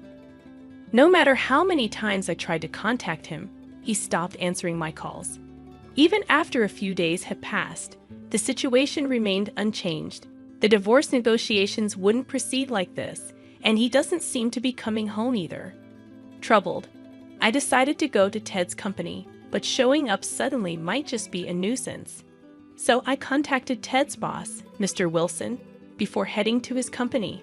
When I arrived at the company, Mr. Wilson promptly attended to me and summoned Ted to his office. At the same time, he also called for Kay. With the two of them in front of me, I addressed Ted. "You know why I'm here, right?" "What's it?" "Because you won't cooperate with the divorce discussions. How much longer do you intend to avoid addressing this?" I asserted with conviction, but Ted simply shrugged in response. On the contrary, Kay remained silent since her arrival. "You seem anxious that your boyfriend will discover your affair with Ted, don't you, Kay?" I remarked, smirking. She appeared disheartened, as it seemed her true love also worked in the same company. It was only a matter of time before Kay's infidelity was laid bare. Ted resisted cooperation with the divorce discussions until the very end. However, after a stern reprimand from Mr. Wilson, he reluctantly agreed to participate. "Well, I'll be heading home now," I announced, and Ted expressed his dissatisfaction. "Showing up at my workplace, are you kidding me? If this tarnishes my reputation, what will you do? You're the one at fault, not me. Besides, an affair won't get you fired. In fact, you can't be fired for having an affair." Ted argued, but I was indifferent. "It's not my concern. I came to discuss the divorce. Whether you quit your job or not is not my problem. The same goes for Kay. Well, do your best," I retorted, leaving Ted and Kay at the office. Later, through my lawyer, I successfully secured the division of property from Ted. However, according to Vice Mr. Wilson, complications arose after my departure from his office. The news of their affairs spread rapidly throughout the company, leading to a chain of events. Kay's boyfriend learned about the affair, and they had a significant argument, resulting in an immediate breakup. Enraged by the breakup, Kay demanded compensation from Ted for mental abuse.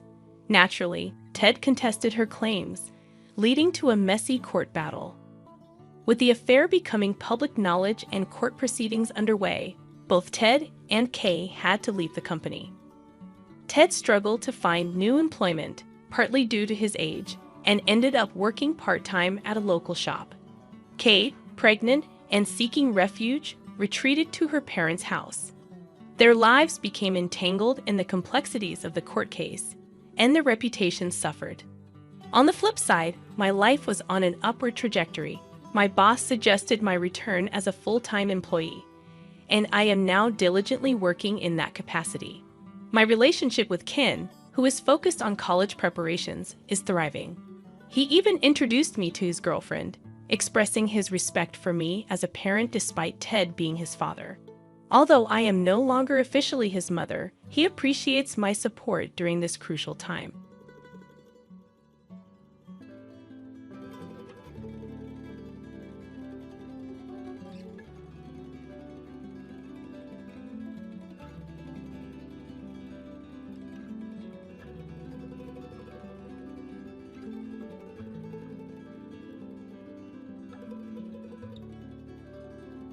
Hi, I'm Emma Clark, and I grew up in the small town of Harrow.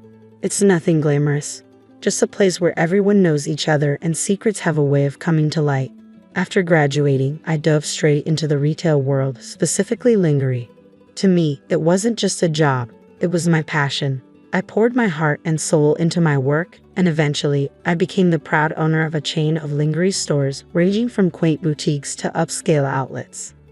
I was dedicated to my business and exceptionally good at it.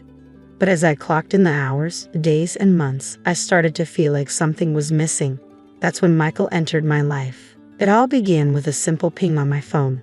A friend request from a sharply dressed guy with piercing eyes. I didn't recognize him, but his profile hinted at a man who had his life together. A lawyer, hence the tailored suit. Curiosity got the best of me, and I hit accept. It wasn't long before his first message appeared one evening while I was crunching numbers. Hey Emma, thanks for accepting my request. I noticed we have some friends in common. How's it going? Simple enough, right? But it was his follow-up messages that truly drew me in. He was witty and had a knack for making me laugh even after the longest days. I remember one night we were joking about the worst pickup lines we'd ever heard, and his humor just clicked with me. Michael, have you ever heard this one? Are you a magician? Because whenever I look at you, everyone else disappears.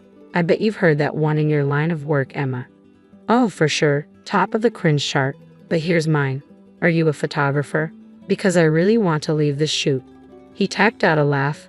At least I hoped it was genuine. After a few weeks of messaging, he suggested meeting for coffee to put a real face to the texts. The first time we met was at this little dive I loved, known for its strong brews. He was already there when I walked in, absorbed in a newspaper. When he looked up, the polished image from his profile didn't do him justice. He was even better in person. Emma, wow, you actually look like your pictures. That's a rarity in this city, he said, and I couldn't help but smile. Thanks. I think you look pretty great yourself. Despite his lawyer vibe, he laughed, and the ice melted away instantly. We talked for hours. There was substance to our conversation. Michael asked about my business and my dreams, genuinely listening to my every word. When we had been seeing each other for a year, he decided it was time to take our relationship to the next level. I was closing up shop one chilly evening when he arrived unexpectedly, his breath visible in the cold air as he presented me with a small velvet box. Emma, I've been thinking, he started, looking uncharacteristically nervous. We've been doing so well, you and I think it's time we considered making this permanent. I froze, the keys to my store still in my hand. Michael, are you saying what I think you're saying? His charming, lopsided grin appeared. Yes, I am. Marry me, Emma. Let's not play games anymore. I want you as my partner for life. My heart raced, and a whirlwind of thoughts flooded my mind. Was I ready for marriage? But looking into his eyes and seeing the sincerity there made me feel like it was right. Yes, I breathed. I'll marry you. Then, his expression shifted to something more serious. But there's something else we need to discuss. Some legal matters. The word legal hit me like a splash of ice water. Legal?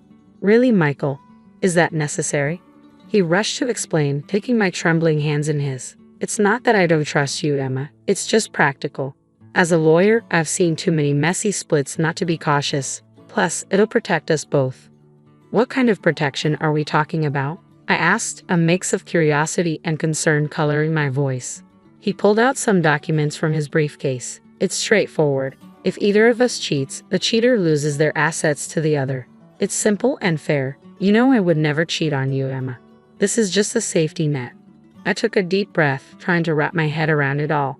The romantic proposal suddenly tangled with talk of cheating and assets wasn't what I had envisioned for my engagement. But maybe life with Michael wouldn't be ordinary, and perhaps this was just part of that. I glanced at the papers and then back at him, sensing his earnestness. All right, I'll think about it, but let me be clear, Michael. I have no intention of giving you a reason to use this against me. His relief was palpable. We celebrated that night, and despite the strange mix of emotions, the evening was perfect. The restaurant was cozy, the food delicious, and Michael was attentive, making me laugh and helping me forget about the legalities for a few hours. As we strolled back to the car beneath the stars, he stopped and pulled me close. You know I love you, right? No piece of paper is going to change that. I nodded, resting my head against his chest. I know, Michael. I love you too, I replied softly, but let's make sure this prenuptial agreement doesn't come between us, okay?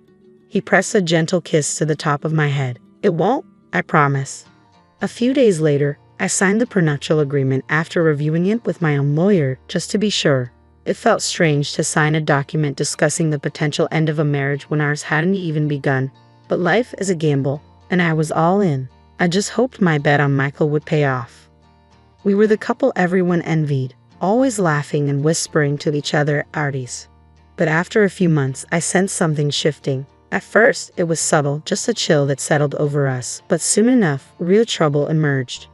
One afternoon, while shopping for new scents at a perfume store, I struck up a casual conversation with a sales associate about fragrances.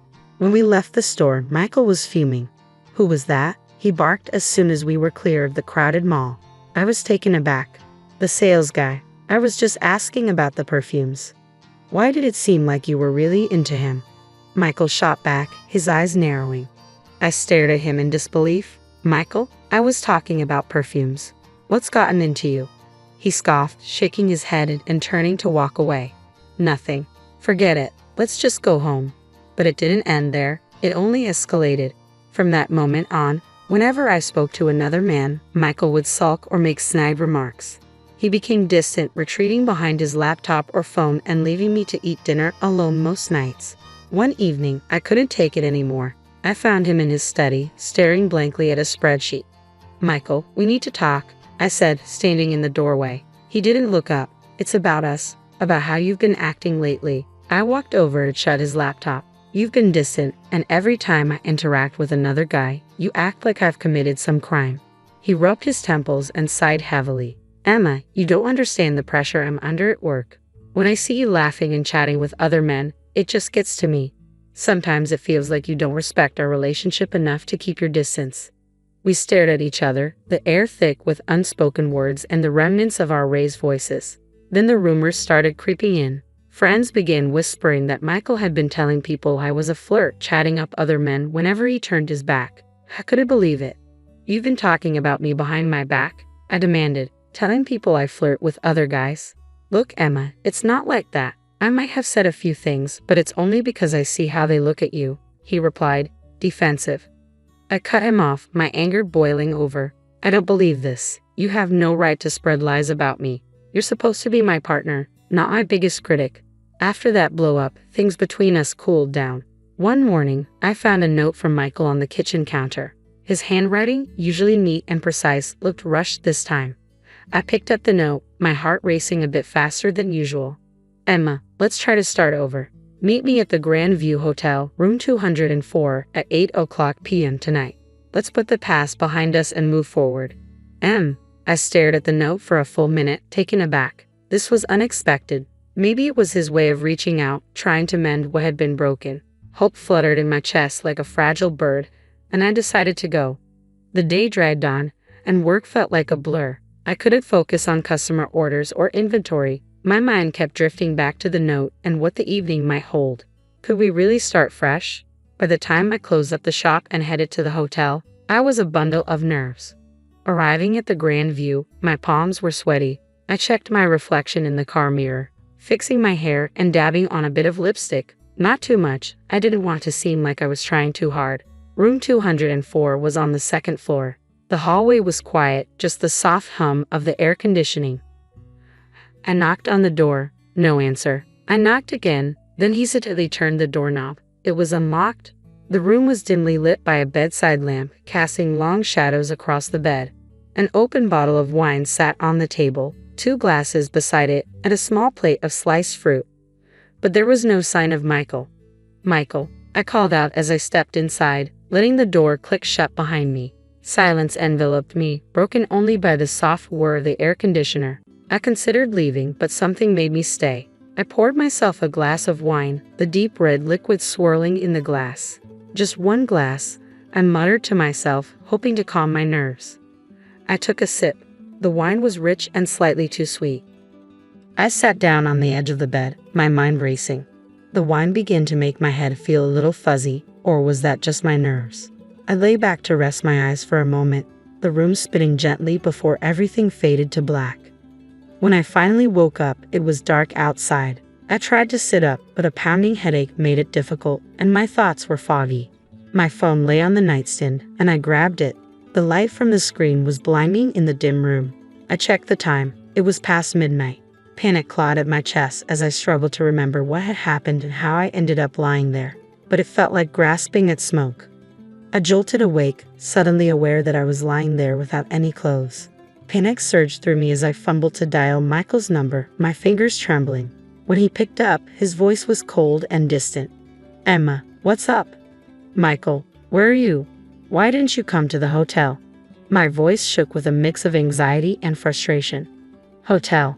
What are you talking about? Emma, are you drunk? Have you lost your mind? I'm at the Grand View, like you told me. Why did you ask me to come here if you weren't going to show up?" My anger flared, drowning out my confusion. "Emma, I don't know what sick game you're playing, but I didn't write any note. I've been home all night. You're out of control, running around with your lovers." As I drove home from that disastrous night, Michael's cold, dismissive voice replayed in my head, leaving me in a state of turmoil. It felt like I was trapped in a nightmare from which I couldn't wake. Pulling into the driveway, the familiar sights of our home offered no comfort. Instead, they twisted into a knot of dread in my stomach. I stepped inside, and the tension hit me like a wave. Michael was pacing the living room, his face twisted in anger. As soon as he saw me, he exploded. "There you are, the wandering wife returns," he yelled, his voice dripping with scorn. "Michael, please, we need to talk. Something very wrong happened tonight," I pleaded, my voice shaky yet desperate to make him understand. But he wouldn't listen. Instead, he slammed a stack of photos on the table. "Explain these," he shouted. I picked up the photos, my hands trembling. They showed me in a hotel room, in bed with a man I'd never seen before. My heart sank. "Michael, I don't know who this is. I swear I've never seen him before. Something happened to me tonight, something I can't explain." He laughed, a harsh, mocking sound that sent shivers down my spine. "A monstrous mistake or just your monstrous behavior? Marrying you was the real mistake." Tears stung my eyes, but I fought them back, desperate to stay strong and clear-headed. "I didn't do this, Michael. You have to believe me." "Believe you? Why should I? You're a liar and a cheat, and I'll make sure you don't get a cent from me. I'm going to court, and I will take everything from you, just like we agreed." He spat out the words before grabbing his suitcase, already packed, and heading for the door. With a final glare, he slammed the door behind him, leaving me alone in the echoing silence of the house. I collapsed onto the couch, my body shaking. The pain in my head throbbed relentlessly, an intensity that made it hard to think. But it was more than just a headache. It felt as if my brain were shrouded in fog, My memories of the night blurred and inconsistent. That's when it hit me, the wine. I had only had one glass, but the dizziness and blackout didn't add up. It was too extreme, too sudden. I grabbed my phone and dialed my friend Lisa, a nurse, hoping she could help explain my symptoms. Lisa, something's not right. I had a glass of wine, and then everything went black. I woke up hours later, and now Michael has these photos. It doesn't add up. My words tumbled out in a rush. There was a pause on the other end as Lisa processed what I said. Emma, it sounds like you might have been drugged. You need to get to a hospital or a lab and get tested right now. Tell them what happened, especially about the wine and your symptoms. The drive to the lab felt like a blur as my thoughts raced, desperately trying to piece everything together. Once there, I explained the situation to the technician, who nodded solemnly and took several vials of blood. A couple of days later, I heard a heavy thud at my doorstep. It was a letter from Michael.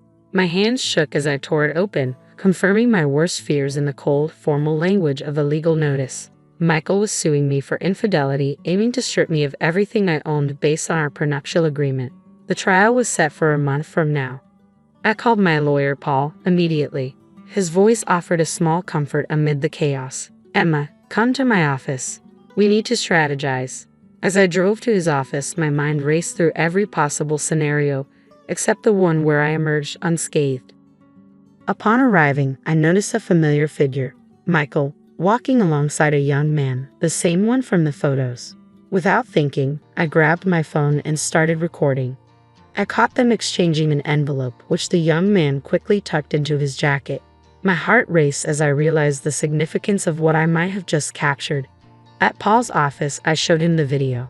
His eyebrows shot up as he watched the exchange. This is good, Emma. It looks very suspicious. I think it's time we brought in a private investigator.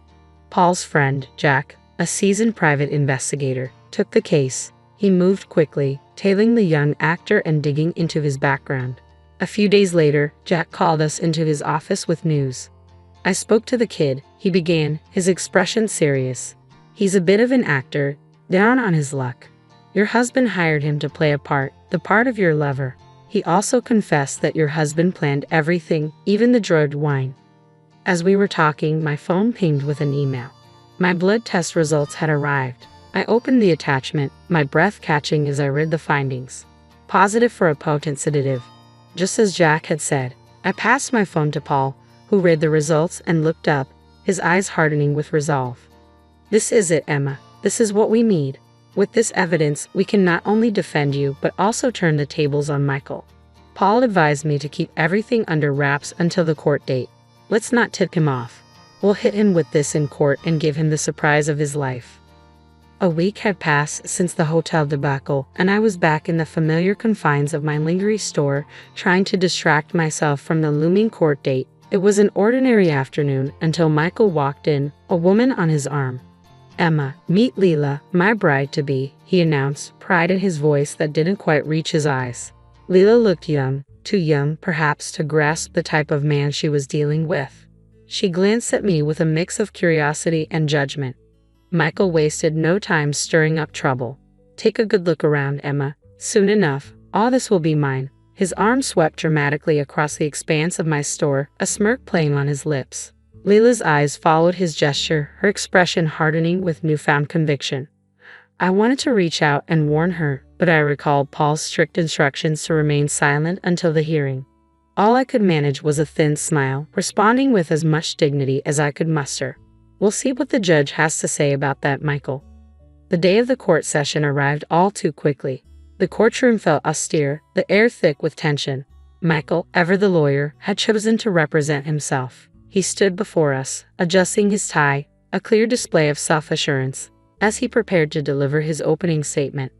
Ladies and gentlemen, he began, his voice steady and clear. Today, you will see the true colors of a woman who not only broke the vows of marriage, but sought to destroy the sanctity of our home with her deceit. He gestured dramatically to the evidence displayed on the screen behind him. My wife, Emma, was not the faithful partner she promised to be. Photos from the hotel room flashed on the screen, eliciting murmurs from the courtroom. For months, I lived in torment, suspecting her infidelities, and finally, as these pictures show, my worst fears were confirmed. He paused, allowing the weight of his words to settle as he walked closer to where I sat, his eyes locking onto mine. Emma here would have you believe she's a victim, innocent and caught in circumstances beyond her control. His tone was scathing, his words rehearsed yet effective. But I tell you, she is not a victim. She is a perpetrator, a destroyer of our union. As he spoke, I noted the calculated pauses and measured glances at the judge, the way he constructed each sentence with the precision of a seasoned attorney. The evidence is clear, undeniable. Emma's actions have caused irreparable damage, not just to her marriage but to the very fabric of trust that binds any relationship. His speech crescendoed in a dramatic plea for justice. Paul, my lawyer, rose to address the court with calm authority, his briefcase filled with the evidence that would clear my name. Your Honor, he began, his voice steady and commanding, today we not only defend Emma Clark's honor but also reveal a pattern of deceit orchestrated by her husband, Michael Clark.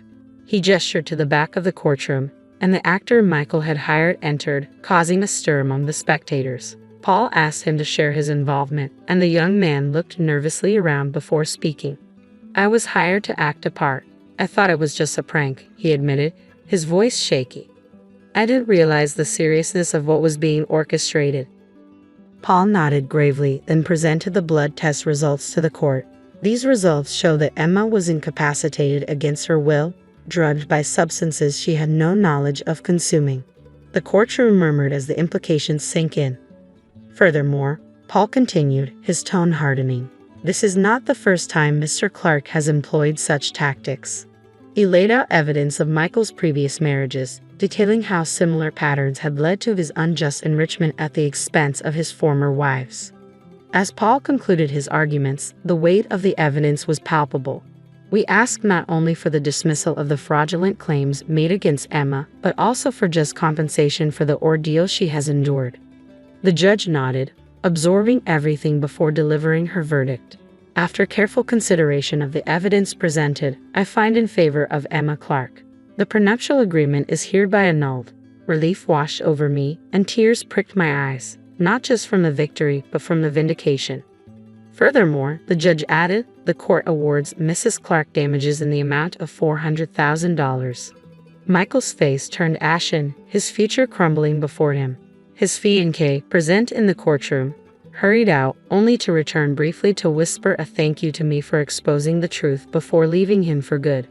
News of the trial spread like wildfire, the sensational details making headlines. Michael's professional reputation was irrevocably damaged. He was stripped of his license to practice law. The revelation prompted his ex-wives to file lawsuits against him, uncovering a trail of deceit that left him financially and socially bankrupt. As I closed up shop one evening, the glow of the sunset casting long shadows on the floor, I reflected on the journey. The battle had been hard-fought, marked by moments of despair and indignity, but ultimately it stood as a testament to resilience and justice.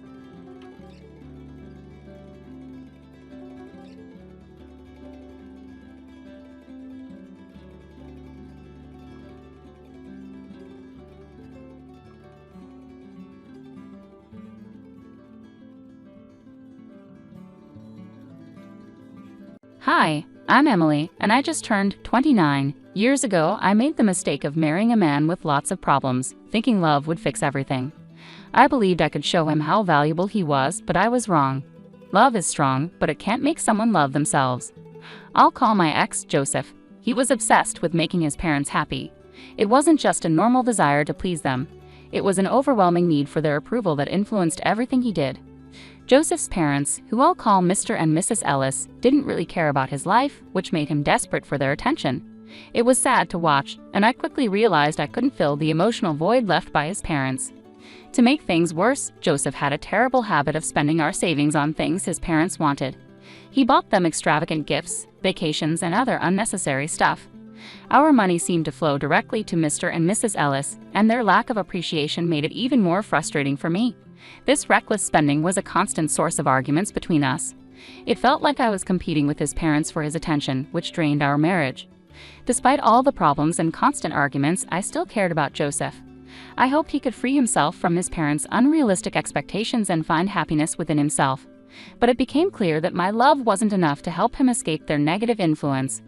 Things took an even sharper turn one day. Joseph came to me looking serious and said he had something important to tell me. After all the ups and downs we've been through, I prepared myself for the worst, not knowing the bombshell he was about to drop. As he started talking, I had a gut feeling this would lead to our biggest argument yet. "Emily, there's something important I need to talk about," he said seriously. "What's going on?" I asked, already bracing myself for bad news. "It's about my parents. They're retiring soon, and I want to surprise them with a luxury vacation. It's going to cost a lot," he said, looking both excited and nervous. "That sounds nice as long as the money comes from your own savings. I really don't want to use our joint savings again," I said, hoping to avoid another fight about money. "I don't have enough to pay for it myself. I was hoping we could use some of our savings," Joseph admitted, looking hopeful but worried. "Joseph, if it's more than we can afford, maybe we should rethink this expense," I suggested gently, trying to bring him back to reality. But he got upset. "You just don't understand, Emily. I love my parents and wanted to do something special for them. Love isn't about counting every penny. It's about grand gestures," he argued passionately. I argued, but love is also about being there for each other and making sacrifices together, not at the expense of our financial stability. This trip might be important to them, but we need to think about our future too. Joseph was determined. "I have to do this for them. I thought you, of all people, would understand. They're everything to me." "And you're everything to me, Joseph, but we have to be practical. We can't just use up all our savings on one trip." I tried to find a compromise, but he accused me of being selfish and not seeing the importance of his gesture. "It's not about being selfish, it's about being sensible and planning for the future," I explained, wondering just how much he planned to spend. When he said he needed all of our savings, my heart sank. "All of our savings, Joseph? That's just reckless," I said, shocked by his request. "You're being heartless," he shot back, convinced I couldn't understand his desire to make his parents happy. "No, Joseph, I'm being realistic. We can't afford to spend $85,000 on a whim," I said, my patience running out. His casual mention of getting the money back later only added to my frustration. "Really, Joseph? That's not how this works," I replied, my disbelief obvious. We were at a standstill. Our views on love, responsibility, and money were completely different. The argument got louder and more intense. Suddenly, things were being thrown and breaking as if to emphasize our anger. In the midst of this chaos, Joseph declared that if I couldn't support him, he wanted a divorce. He probably expected me to panic and try to save our marriage. But I didn't. Instead, I gathered all my calm and resolve and simply said, "Okay, Joseph, if that's truly what you want." The shock on his face was clear. He had expected tears and begging, but what he got was my firm stance. I was done in indulging his fantasies. If he wanted to waste his future chasing unrealistic dreams, he could do it without me. I didn't hold back. I told him everything. I made it clear that his endless quest for his parents' approval was pointless, like trying to stay dry in a storm with just an umbrella. He tried to argue, but I stopped him with a simple raise of my hand. I declared that I was done fighting for a love trapped by unrealistic expectations and a constant need for validation. "Go ahead, spend all your money trying to win over people who barely notice you," I told him, firm in my decision to end the cycle of disappointments and broken promises. And with that, the harsh truth hit him. He finally realized how bad things had gotten. Our marriage had turned into a battlefield, and it was time to raise the white flag and find peace separately. A month has passed since the divorce was finalized, and I can honestly say the feeling of freedom is incredible.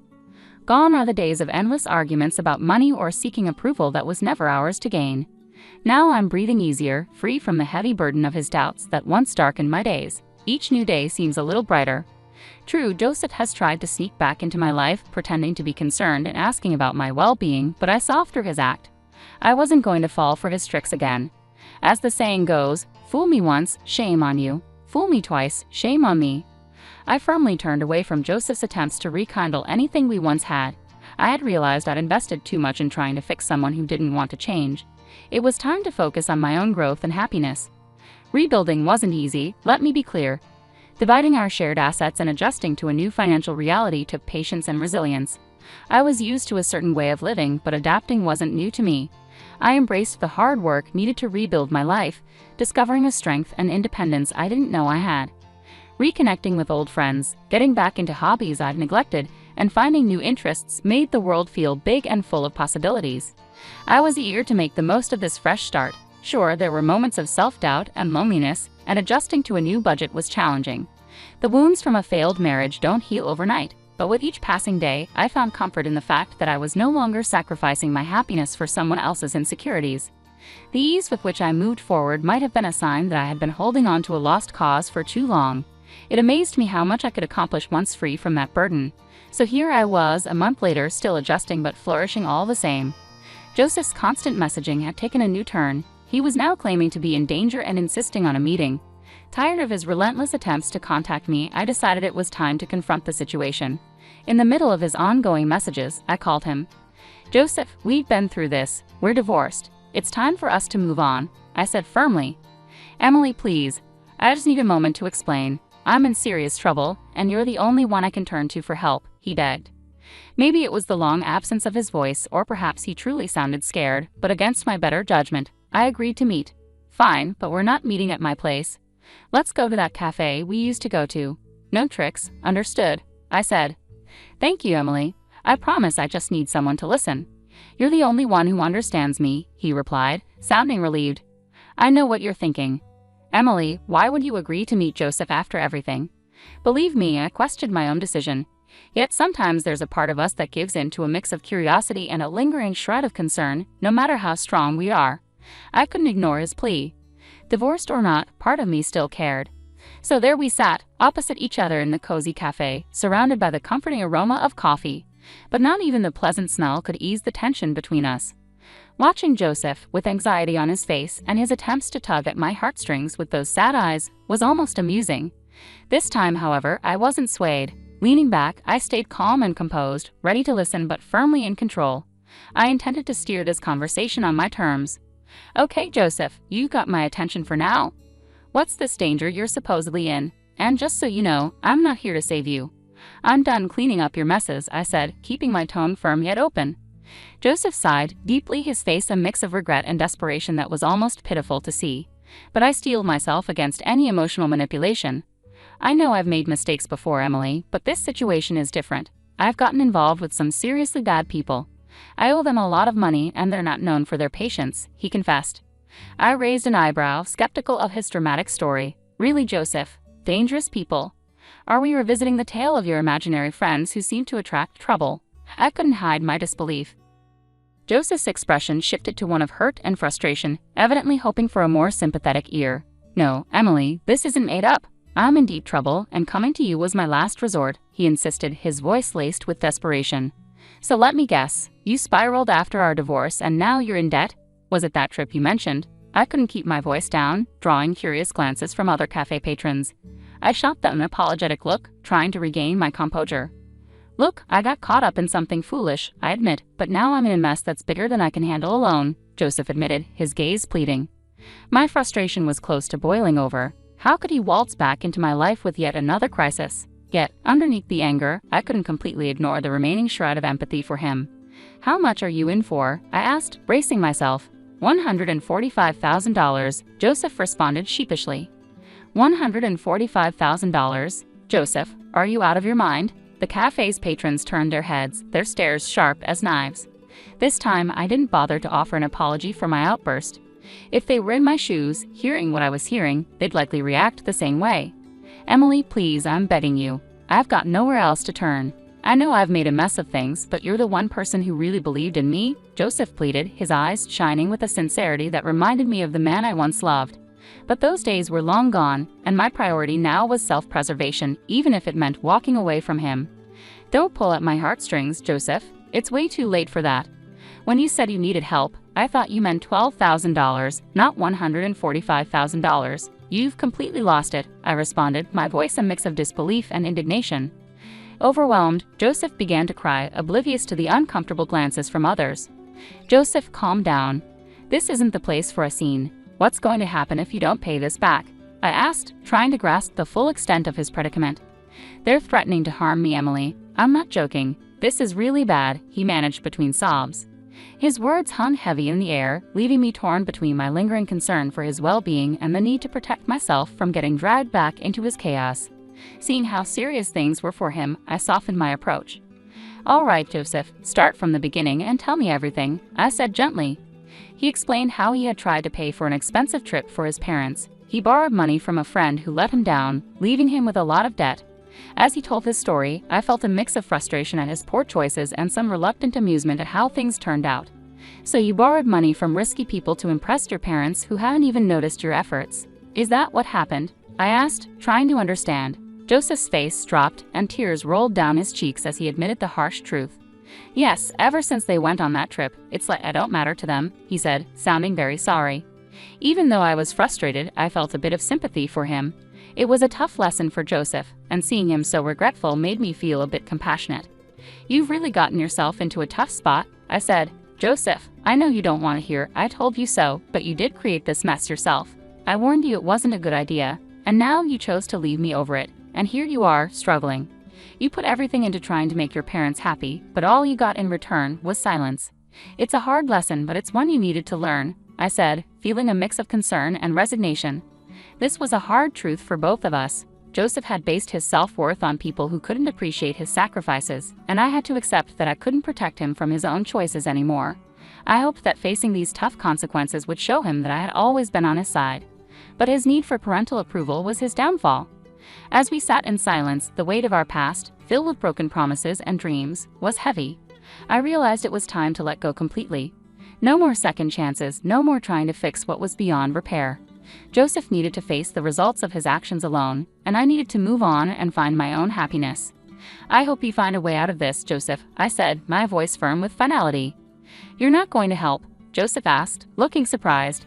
No, I'm not, I replied. Joseph, I can't help you. Why not? He asked. Because I don't have the money to bail you out, and even if I did, taking on a huge loan that I'd be paying off for years isn't an option. I can't afford to be as reckless as you've been, I explained firmly. Come on, Emily, please. I'm begging you, he said, his desperation clear. Joseph, expecting me to fix this for you, especially with how you're acting, isn't realistic, I said, my patience wearing thin.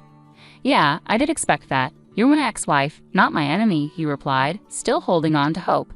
But it was clear our lives had gone in different directions. My focus now was on finding my own peace and happiness, separate from the chaos we once shared.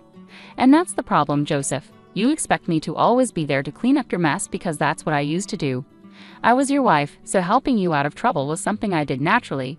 But I can't and shouldn't keep doing that. It's not my responsibility anymore. After everything, I don't owe you anything, especially considering how our money was wasted on your ungrateful and toxic parents. But I love them, Joseph said, but I love myself too. And loving myself means doing what's best for me, including taking care of my own well-being, I said. Joseph looked down, realizing that he wasn't going to get the help he wanted from me. Since it seems like you're out of options, here's one piece of advice. Leave. Move somewhere far away where they can't find you. If you can't do that, I'm not sure what else you expect from me. He sat there in silence, clearly frustrated by my refusal to help him this time. It's time for us to go our separate ways, Joseph. I can't keep being dragged back into your problems. We both need to find our own peace, I said, hoping he would understand. If you really cared about me, you'd help, he said, anger in his voice. Goodbye, Joseph. I'm changing my number, I said firmly as I stood up to leave. As I walked away, Joseph stayed seated, his face showing a mix of emotions. It was a tough but necessary step for me to take for my own happiness and self-respect.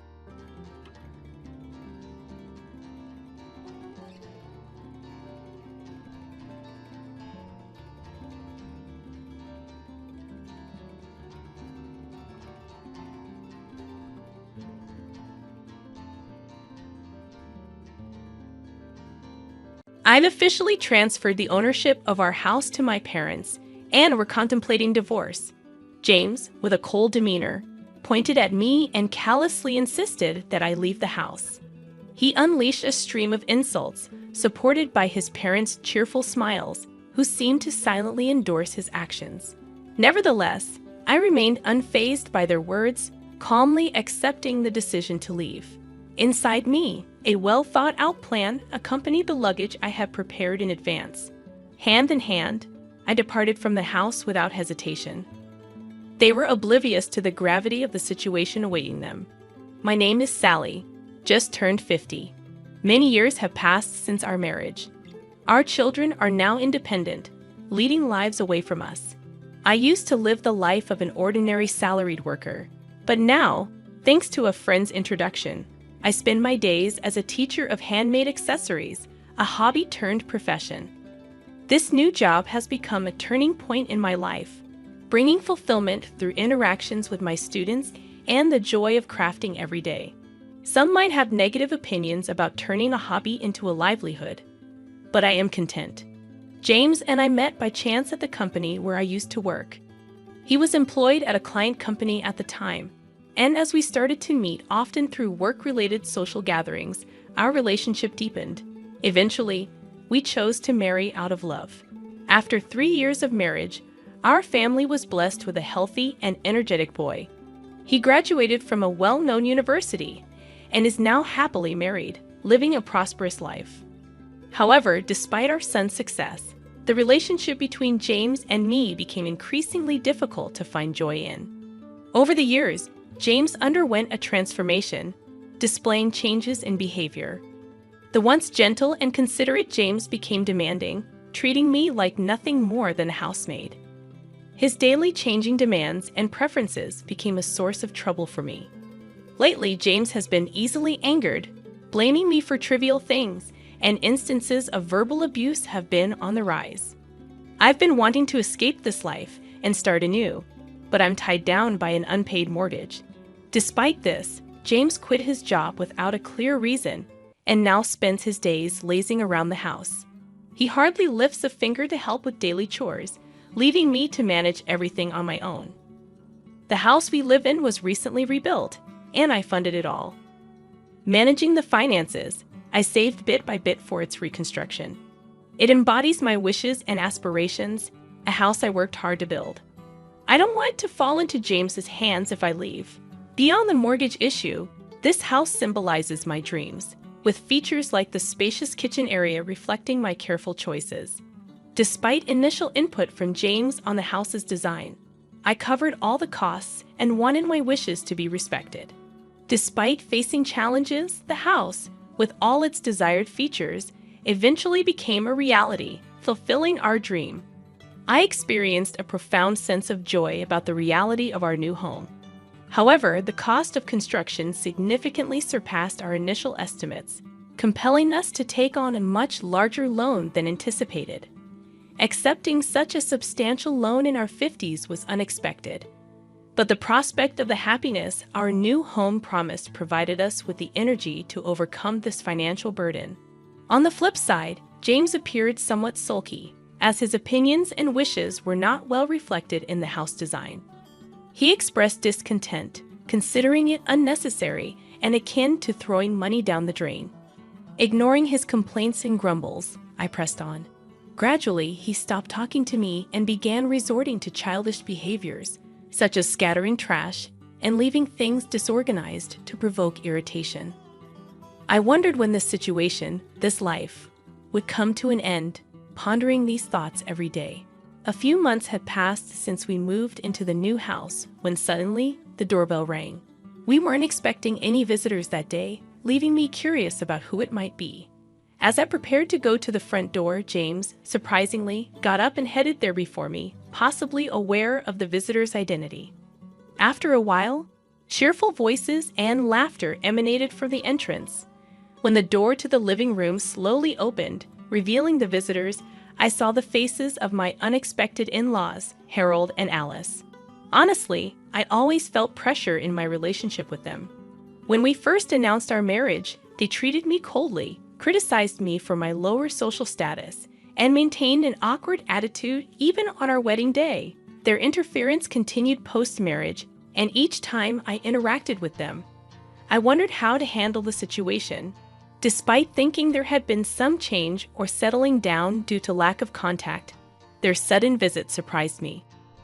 Greeting them politely, I felt a slight tension, but they passed by me without a word, intentionally ignoring my presence and bumping into my shoulder. They marveled at the house, expressing envy at the spacious and user-friendly kitchen.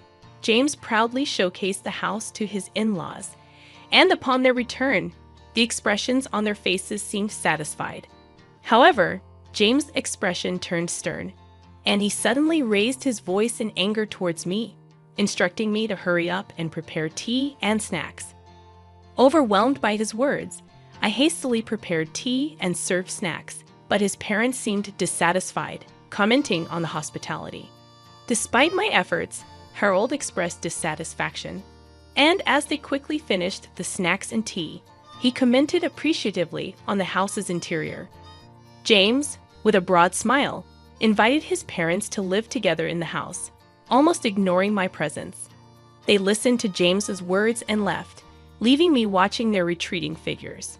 I felt a significant gap between James and me, witnessing him chatting and laughing joyfully with his parents, something I hadn't seen in a long time. Subsequently, in response to James' invitation, his parents began visiting our house more frequently. Initially, it was a few times a month, but it gradually increased to several times a week, eventually becoming almost daily. However, their criticisms towards me never ceased, and James showed no signs of curbing them. James' attitude of blaming me, coupled with his parents' intensified disapproval, became more pronounced. His complaints about me not listening and causing our son suffering were relentless. Despite facing daily difficulties, I found myself unable to voice the frustration in my heart. All I could do was offer words of apology. The in-laws' visits increased beyond anticipation, and they started visiting even more frequently during my absence. They would come along with James, leaving clear evidence of their activities at home: scattered beer cans, empty bottles, and traces of spilled alcohol that seeped into our new rug. Despite my protests, the new house began to smell of alcohol and felt dirty. I couldn't understand why, despite not contributing to the household, James was quick to complain. His involvement in gambling added another layer of worry, as remnants of used betting slips surfaced regularly. Explaining the risks of gambling and its impact on our finances seemed futile. The losses were a significant blow, especially since the money used for gambling was hard-earned through my tireless work. Nearly a month into the frequent visits from the in-laws, they targeted the times when I was out. One day, returning home early, I found them leisurely spending time in our house. Surprised, I confronted them, but their snarky words and indifferent attitude made it clear that they considered my presence bothersome. Frustrated and stressed by the insolent attitudes of James and his parents, I realized I had reached my limit. Instead of succumbing to emotions, I decided it was time to devise a plan to address the situation. Amidst this turmoil, an unusual event occurred. During a time when I was supposed to be away, the in-laws visited unexpectedly. Expressing surprise at their unusual timing, I sarcastically commented on their avoidance of my presence. Ignoring my remark, they boldly entered the house. James welcomed them with a smile, leading them to inspect various areas, from the kitchen to the bathroom. Observing their meticulous checks, I sensed a hidden agenda behind their actions. Even as they left, they wore satisfied expressions, as if they had confirmed something. Curious and wary, I questioned their inspections and wondered if there was something they should tell me. I had cautioned James not to worry, emphasizing that it was none of his business. His behavior, however, hinted at concealing something from me. I suspected he was trying to manipulate me cunningly, but grasping the real intention proved challenging. Observing the situation became my only option. Then, one day after work, I returned home to find a large moving truck parked in front of our house, bearing the logo of a company named Moving Center. James appeared to be in discussions with the truck driver and representatives. When our eyes met, he pretended not to see me and disappeared inside the house. What shocked me more was the simultaneous arrival of my in-laws. They greeted me casually, and James welcomed them, leading them into the house. The atmosphere felt tense, and as I followed them inside, I noticed a significant change. The familiar furniture and belongings I knew had vanished, replaced by my in-laws' dated furniture, arranged as if this were their home. As I sat down on the sofa, they surrounded me with smirky smiles, conveying a sense of smugness. Their behavior indicated a pre-planned action, and though anxious, I decided to quietly wait and see what would unfold. The somewhat hurried gazes of my in-laws added to the atmosphere. They declared that there was something they needed to tell me, hinting at a hidden agenda. Bracing myself, I responded with feigned calmness. and James sighed deeply before admitting that he had sold the house to his parents. He proposed getting a divorce, and my in-laws nodded in agreement. Their smirky smiles suggested they were trying to toy with me. Despite the revelation, I remained unfazed, having anticipated their plan. I promptly signed the divorce papers, placed my wedding ring on the table, and declared my intention to leave the house. I had suspicions about the unnatural behaviors of James and my in-laws, especially since their frequent visits when I wasn't home. To confirm my suspicions, I installed surveillance cameras around the house, synced with my smartphone. On the first day, I observed their daily conversations. However, one day, I stumbled upon footage where James and his parents joyfully discussed selling the house. Shocked by this revelation, I decided to plan my next steps, searching for a new residence based on the information obtained from the surveillance cameras. I took the initiative to transfer the home loan from my name to James's. If they planned to remove me from our home, I believed they should take over the mortgage payments and responsibilities. The monthly mortgage, amounting to $1,900, was paid from my hard-earned salary. Doubting that James and his parents could afford this, I resolved not to provide any financial assistance. Free from the troublesome relationship, I moved to my new, well-arranged home with new furniture, ready to embark on a new chapter in my life. On my day off, I relished the prospect of thorough rest, sleeping in past noon. As I was about to doze off again, the doorbell abruptly rang. To my surprise, James and his in-laws stood at my doorstep, uninvited. I questioned their presence, and without answering, they intruded into my house, spreading out a document in front of me. They accused me of changing the name on the house loan without permission. Expressing disbelief at their sudden appearance, I learned that right after leaving the house, they received documents about the loan name change. James and his parents were shocked, claiming they were currently unemployed and couldn't afford the high monthly loan. In a furious outburst, James declared they wouldn't pay that amount. Attempting to enlighten them on the consequences of defaulting, I explained how interest and late fees could significantly increase the final payment. James initially seemed skeptical, but after searching for information online, his expression turned to one of shock and distress. I recommended looking for new employment for a fresh start. Their faces grew even paler as they realized the seriousness of the situation.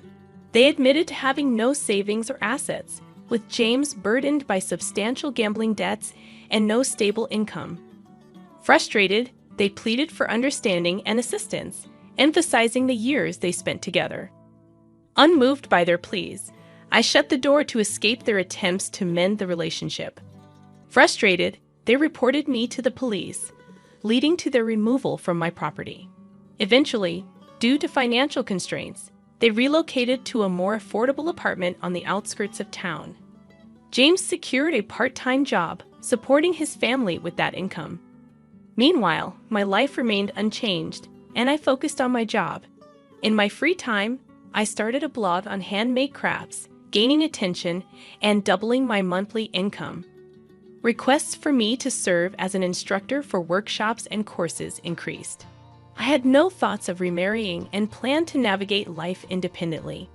Discovering an old household account book from the early days of my marriage brought back memories of our financial struggles. With a sense of resolve, I decided to build a new happiness on my own, placing the account book back on the shelf.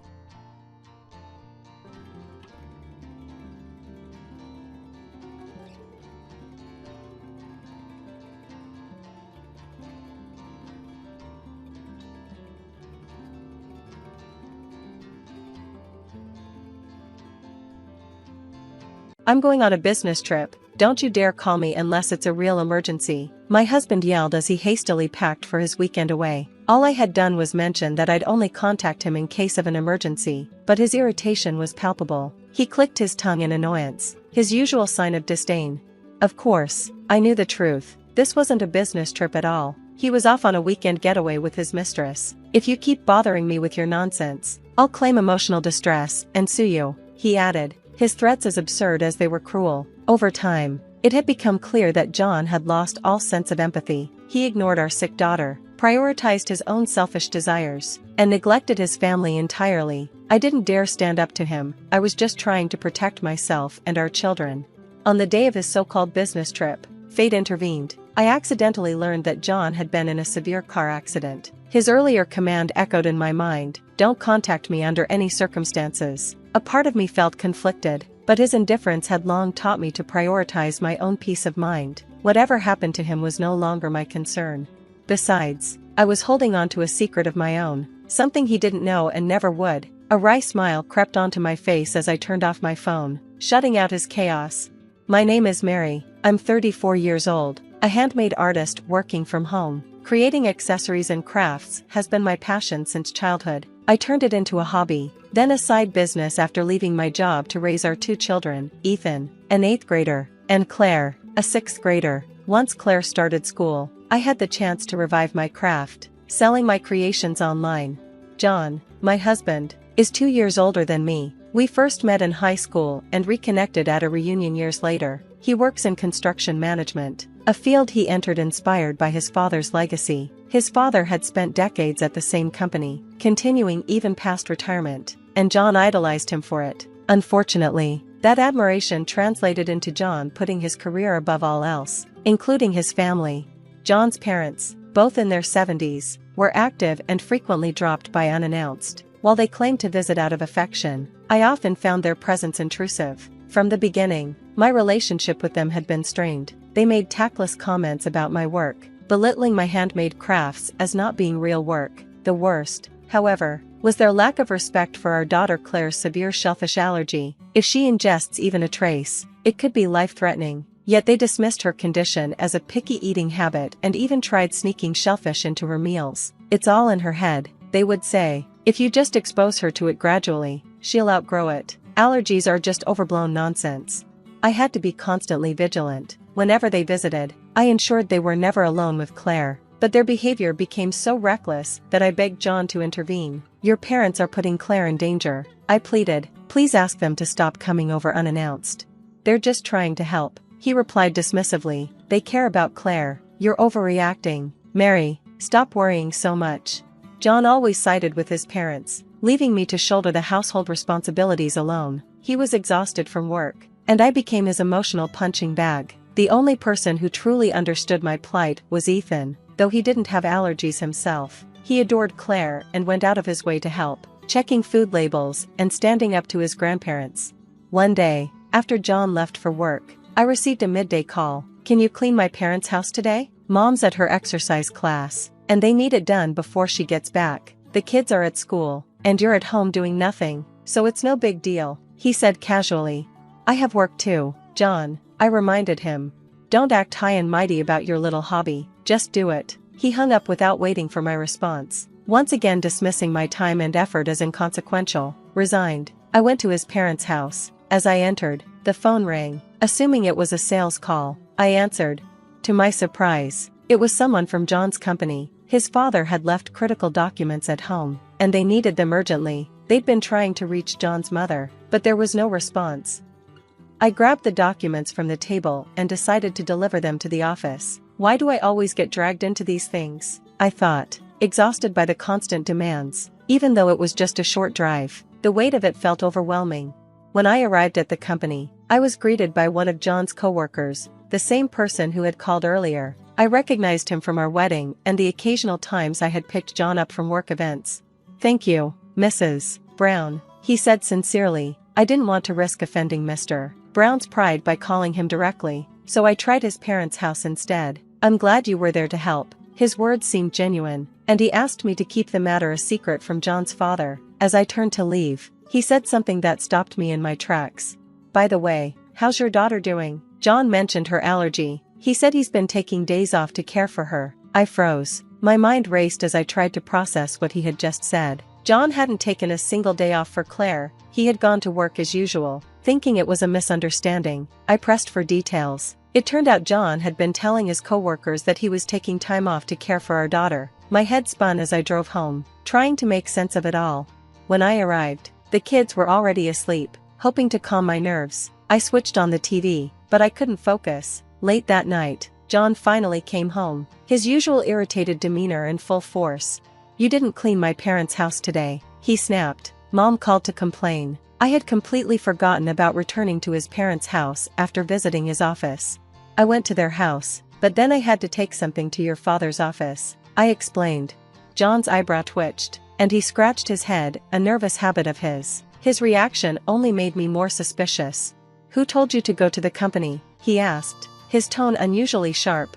I could see the worry in his eyes, but I decided to play dumb. "No one. I just dropped off the documents and left. I forgot about the cleaning after that." John sighed, his tension visibly easing. "Whatever. Just apologize to Mom tomorrow. I'm tired and going to bed." As he walked away, I couldn't shake the feeling that he was hiding something. That night, as I lay awake, I pieced together the clues: the lie about taking time off, his constant absences, and his overreactions. It all pointed to one thing: John was cheating on me. And if he was using Claire's allergy as an excuse to cover for his infidelity, I couldn't forgive him. Claire had already endured so much: teasing at school, being excluded from social activities, and constantly having to explain her condition. Ethan and I worked hard to support her, both emotionally and physically. Meanwhile, John dismissed her struggles as trivial while exploiting them for his own selfish purposes. I was consumed with anger and frustration, unable to sleep that night. By morning, I had made a decision. I hired a private investigator to uncover the truth. It hurt to spend the money I had painstakingly earned from my online business, but I needed to know. Each day, I anxiously awaited the investigator's report. A few weeks later, the results confirmed my worst fears. John was cheating. He was skipping work 2 to 3 times a week to meet his mistress, driving her around, and even spending nights at hotels with her. She was young, likely in her 20s, with long black hair and a confident, sharp look. She was stunning, beautiful enough to catch anyone's eye. Seeing the photos still left me speechless. Despite everything, it hurt to see the life we had built together crumble, but instead of sadness, I felt anger and disgust. Determined to move forward, I gathered more evidence with the investigator and consulted a lawyer to prepare for divorce. I started learning about alimony, child support, and custody. My thoughts were no longer on the past I shared with John, but on the future I would build for myself and my children. A few days later, John came home late again. "I have to work this weekend," he said nonchalantly. "The next job site is far away, so I'm going there for a preliminary survey. I'll be back on Sunday." I knew it was another lie. His coworker had told me weeks ago that John's role had shifted to an office-based position. Overnight trips were no longer part of his job. He was likely planning another weekend getaway with his mistress. "I see," I replied calmly, "but if anything happens while you're away, I'll call you immediately. Claire's been under the weather, and with your parents going on a trip, we don't have anyone else to rely on. Don't call me for anything trivial," he snapped, his irritation evident. "I'll be busy working." He stormed off to the bedroom, but his overreaction only fueled my suspicions. That night, I retrieved his credit card from its hiding spot, annoyed that he might be spending money on his mistress. Logging into the credit card company's website, I entered the password. John always used the same one. Logging into John's credit card account was surprisingly easy. As I scanned the charges, one stood out: a transaction at a luxury inn located in a secluded mountain area accessible only by car. My heart sank. I looked up the inn online, and it was exactly the kind of place John would try to pass off as a gift for his parents. But I knew better. His parents were vacationing at a seaside hotel, not a mountain retreat. John was clearly planning a getaway with his mistress, so eager to enjoy the trip that he had lashed out at me earlier to ensure nothing disrupted his plans.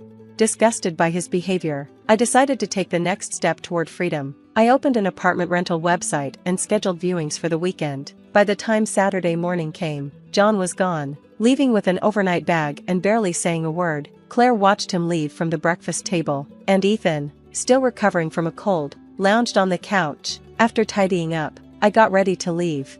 "I'll be back later. Take care of each other, okay?" I said. "Where are you going, Mom?" Claire asked. "I'll tell you later," I replied, keeping my tone light. "Ethan, keep an eye on Claire." "Got it," he mumbled. I planned to tell them about the divorce after securing a new place for us. John's bond with the kids was weak at best. Ethan resented his father's dismissive attitude toward Claire's allergy, so I doubted they would be shocked by the news. With John's parents also out of town, it felt like the perfect opportunity to take action. I spent all of Saturday viewing apartments and, by evening, finally found one that met all my needs. It was too late to sign the contract, so I planned to return the next day. As I drove home, I wondered if John was enjoying his romantic getaway. The thought enraged me, but I reassured myself that I was making progress.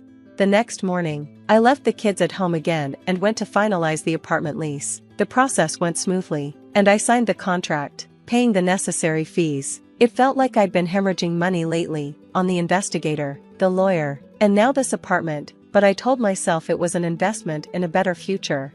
Just as I was leaving the real estate office, my phone rang. It was Ethan. "What's wrong, Ethan?" I asked, hearing panic in his voice. "Mom, it's Claire." She collapsed. "We're on the way to the hospital in an ambulance." I could hear the wail of sirens in the background. My hands trembled as I clutched the phone. Ethan passed it to a paramedic, who explained that Claire was in anaphylactic shock. My mind reeled. How had this happened? I had been so careful with her meals, ensuring there were no allergens. Shaken, I rushed to my car. My hands were trembling so much that I struggled to start the engine. Realizing I needed help, I reluctantly called John. If he was checking out of the inn by now, he should have been reachable, but no matter how many times I tried, he didn't pick up. My frustration surged, but it also grounded me. Taking a deep breath, I drove straight to the hospital. When I arrived, Ethan was waiting outside the examination room. "Is Claire okay?" I asked, my voice quivering. The doctor approached, his expression calm. "Mrs. Brown, your daughter is stable now. Her blood pressure dropped significantly, but we managed to stabilize her. She's resting peacefully." A wave of relief washed over me, and tears welled in my eyes. "Thank you," I whispered, overcome by the close call. "Your son acted quickly by calling for an ambulance," the doctor added. "He's a remarkable young man." Ethan looked down, avoiding my gaze, but I couldn't have been prouder. As the doctor explained Claire's condition and the need for hospitalization, I left briefly to retrieve her insurance card. While sorting through the documents at home, I noticed John's card was still there. If he was on an overnight trip, shouldn't he have taken it? I didn't have time to dwell on it. After grabbing the card, I rushed back to the hospital, confirmed Claire's stable condition, and began the admission paperwork. As I filled out the forms, Ethan nudged my arm and pointed to the TV in the hospital lobby. "Mom, look at that," he said. On the screen was breaking news about a single-car accident on a mountain road. The footage showed a vehicle that had crashed through a guardrail, its front mangled, but the rear, where the license plate was visible, relatively intact. Ethan and I recognized the car immediately. It was John's.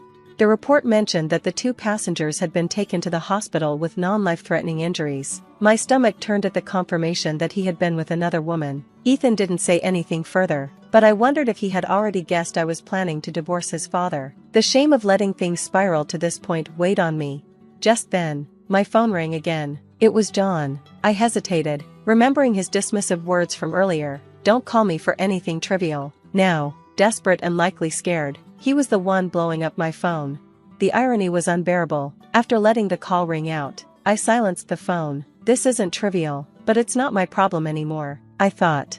I finished the paperwork and took Ethan home, where John's parents were waiting outside despite the late hour. I was already exhausted from the ordeal with Clara. Dealing with John's parents was the last thing I wanted. I left Ethan in the car and approached them. "Mary, where have you been? This is an emergency. We've been trying to reach you," John's mother snapped. I had my phone off. I replied curtly. "John's been in a car accident. He needed surgery and will be in the hospital for 2 weeks. He called us when you didn't answer," she continued, her voice rising with accusation. "Oh, is that so?" I said, feigning indifference. "That's all you have to say? How can you be so calm when your husband is in such a serious condition? Do you even care about him?" Their words ignited a simmering anger that I had been holding back for far too long. This was it. I was done. "Clara was rushed to the hospital today in an ambulance," I began, my voice trembling but steady with resolve. "She had a severe allergic reaction, and her life was at risk. I know you've heard this before, so don't pretend you don't know what I'm talking about." I pulled the evidence from my bag, the rice crackers that had nearly cost Clara her life, and held them out. Their expressions changed immediately, a clear sign of guilt. They scratched their heads nervously, a habit they shared with John whenever they were caught off guard. "Ethan told me you came to our house today, claiming you were bringing back souvenirs from your trip. He said you showed him the usual rice crackers that Clara eats, but after Ethan left, Clara had a severe reaction in the living room." I gestured to the crackers. These aren't the usual kind. They're a limited edition flavor containing shrimp, but the box doesn't indicate that. Did you give Clara the shrimp crackers and then hide the evidence? John's mother stammered. We thought it would be fine. It's just in her head. I cut her off. I spoke to a lawyer. Intentionally giving someone an allergen when you know they're allergic could be considered assault. That's ridiculous. We were just thinking of you when we bought them. Thinking of me? My voice rose. You knowingly bought something dangerous and nearly killed my daughter. I'll never forgive you for this. Their protests fell on deaf ears as I unleashed the anger I had bottled up for so long. We came to tell you about John's accident, not argue. John's father interrupted, desperate to change the subject. I don't care about his accident, I said coldly. He was on a trip with his mistress. I handed them the evidence I had gathered from the private investigator. Their stunned silence confirmed they had no defense. I'm filing for divorce and suing all of you for damages, I concluded. At that moment, a police car pulled up. I had asked Ethan to call the authorities on our way home. The officers approached John's parents, requesting them to come in for questioning regarding potential assault charges. 2 weeks later, I received a call from the hospital where John was staying. The staff informed me that John had been demanding I visit. Reluctantly, I went, knowing it was the last loose end to tie up. You useless wife, you've ignored all my calls, John barked the moment I entered his room. I didn't answer because you told me not to call you for anything trivial. I figured you were busy, I said with a mocking smile. You took my credit card and insurance card, didn't you? Go to the front desk and pay my bill. I didn't bring your card. Maybe ask your parents for help. They're in jail because of you. The absurdity of his complaints made me laugh. I've already consulted a lawyer. You'll be hearing from them soon. Oh, and Ethan and Clara fully support the divorce.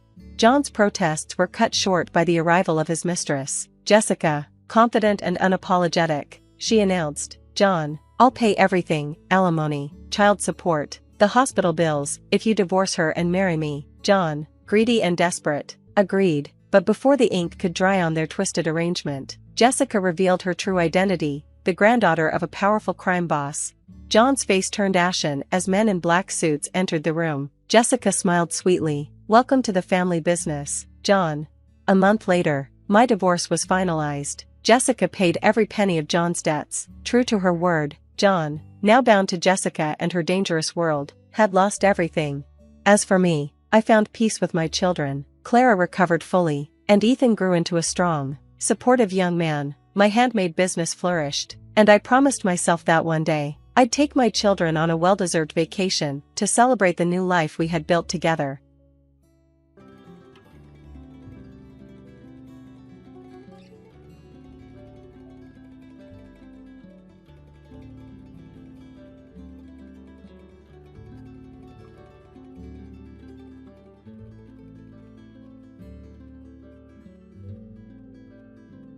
Hi, I'm Emily Parker, and this is the story of how my perfect sister's dream wedding turned into a nightmare. Not because I wanted revenge, but because sometimes the truth refuses to stay buried. I was adopted by the Parkers when I was 6 months old. My parents, especially my dad, James Parker, always made sure I never felt different from my biological sister Kate, who was born 2 years after they adopted me. At least that's what I thought for 28 years. Dad's company, Parker Innovation Labs, was his pride and joy, a small research and development firm that created custom solutions for manufacturing companies. I grew up watching him pour his heart into it, spending late nights in his home office reviewing projects and proposals. While Kate excelled in dance recitals and beauty pageants, I inherited Dad's passion for innovation. I spent my summers interning at the company, learning every aspect of the business. After getting my engineering degree, I joined full-time as a project manager. That was 8 years ago. Since then, I'd worked my way up to Chief Innovation Officer, helping transform our small family business into an industry leader worth over $100 million. Kate, meanwhile, had become a successful social media influencer, posting about luxury lifestyle and relationship advice.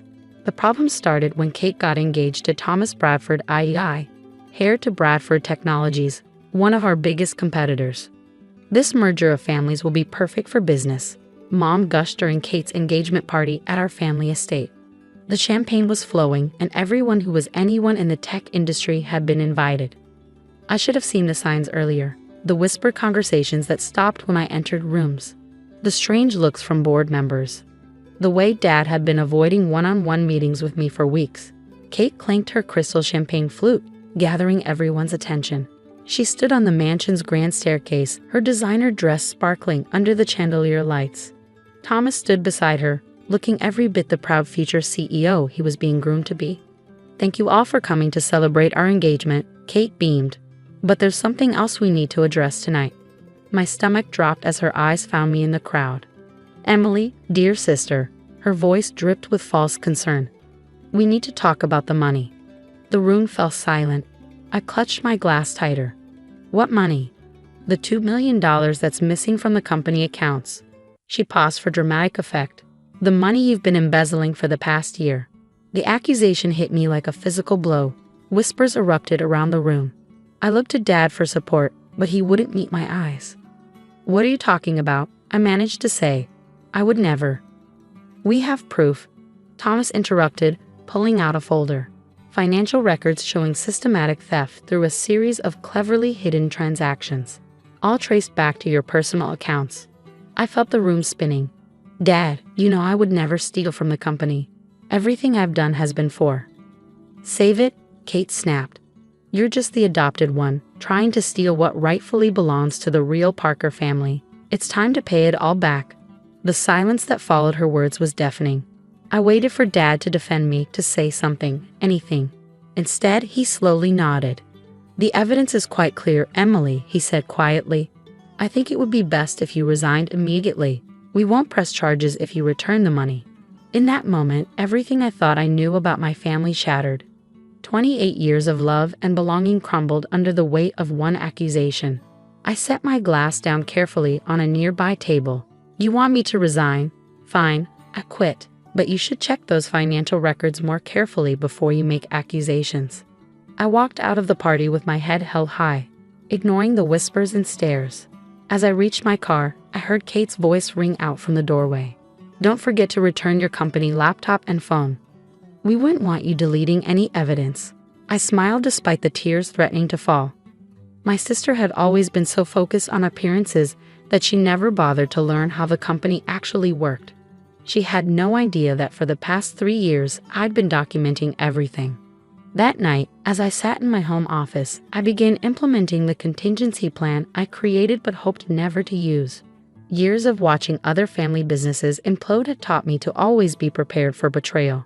I pulled out my personal laptop and accessed a secure server that Kate and Thomas didn't know existed. Every email, every transaction, every piece of evidence showing who had really been stealing from the company. It was all there, waiting to be revealed. Kate's wedding was in a week. She planned an extravagant ceremony at the city's most exclusive venue, with over 500 guests, including every major player in the tech industry. She'd spent months ensuring it would be the social event of the year. Little did she know, I had my own plans for her special day. Sometimes the best revenge isn't about destroying someone's future. It's about revealing the truth about their past. As I prepared for bed that night, my phone buzzed with a text from Kate. "Don't even think about coming to the wedding. Security has your photo." I replied with a simple smiley face emoji. She had no idea that I didn't need an invitation to crash her perfect day. After all, I designed the venue's security system myself. The next 7 days would change everything. But first, I had some calls to make. The morning of Kate's wedding dawned bright and clear. While she was probably getting her hair and makeup done at the Peninsula Hotel's presidential suite, I was in my home office making final preparations. The last week had been busy. I'd reached out to key industry contacts, set up meetings with the SEC, and gathered irrefutable evidence of what had really been happening at Parker Innovation Labs. But my most important call had been to someone Kate had completely forgotten about: our company's original programmer, old Joe. Joe had worked for Dad since the beginning, creating our core software systems. Kate and Thomas thought he retired 6 months ago. They didn't know he still maintained backdoor access to all company servers at my request. "Got everything?" I texted Joe at 9 a.m., all downloaded and verified, he replied. "They never changed the master passwords. Amateurs." I smiled, thinking of Kate's face when she realized her clever financial tricks weren't so clever after all. The money she accused me of stealing. Every penny could be traced back to offshore accounts belonging to her fiancé's family. At precisely 2 p.m., I parked my car 2 blocks from the St. Regis Hotel. The wedding was scheduled for 4 p.m. in the grand ballroom. Security was tight. Kate had made sure of that. But she'd forgotten one crucial detail. I'd installed the hotel's entire security infrastructure 3 years ago through Parker Innovation Labs. I walked through the service entrance, nodding to the kitchen staff who recognized me from the system installation. My fingerprints still worked on the biometric locks, another oversight. I made my way to the control room, where my old friend Marcus was working security. "Emily?" He looked surprised. "They said you were banned." I handed him a USB drive. "Marcus, remember when I saved your job last year after that breach? I need a favor." 20 minutes later, I was settled in the ballroom's upper control booth. Below, guests were arriving, the who's who of the tech industry, all dressed in their finest. Mom was greeting people, wearing an expensive new dress. Dad stood with Thomas's parents, probably discussing the merger they'd announced yesterday.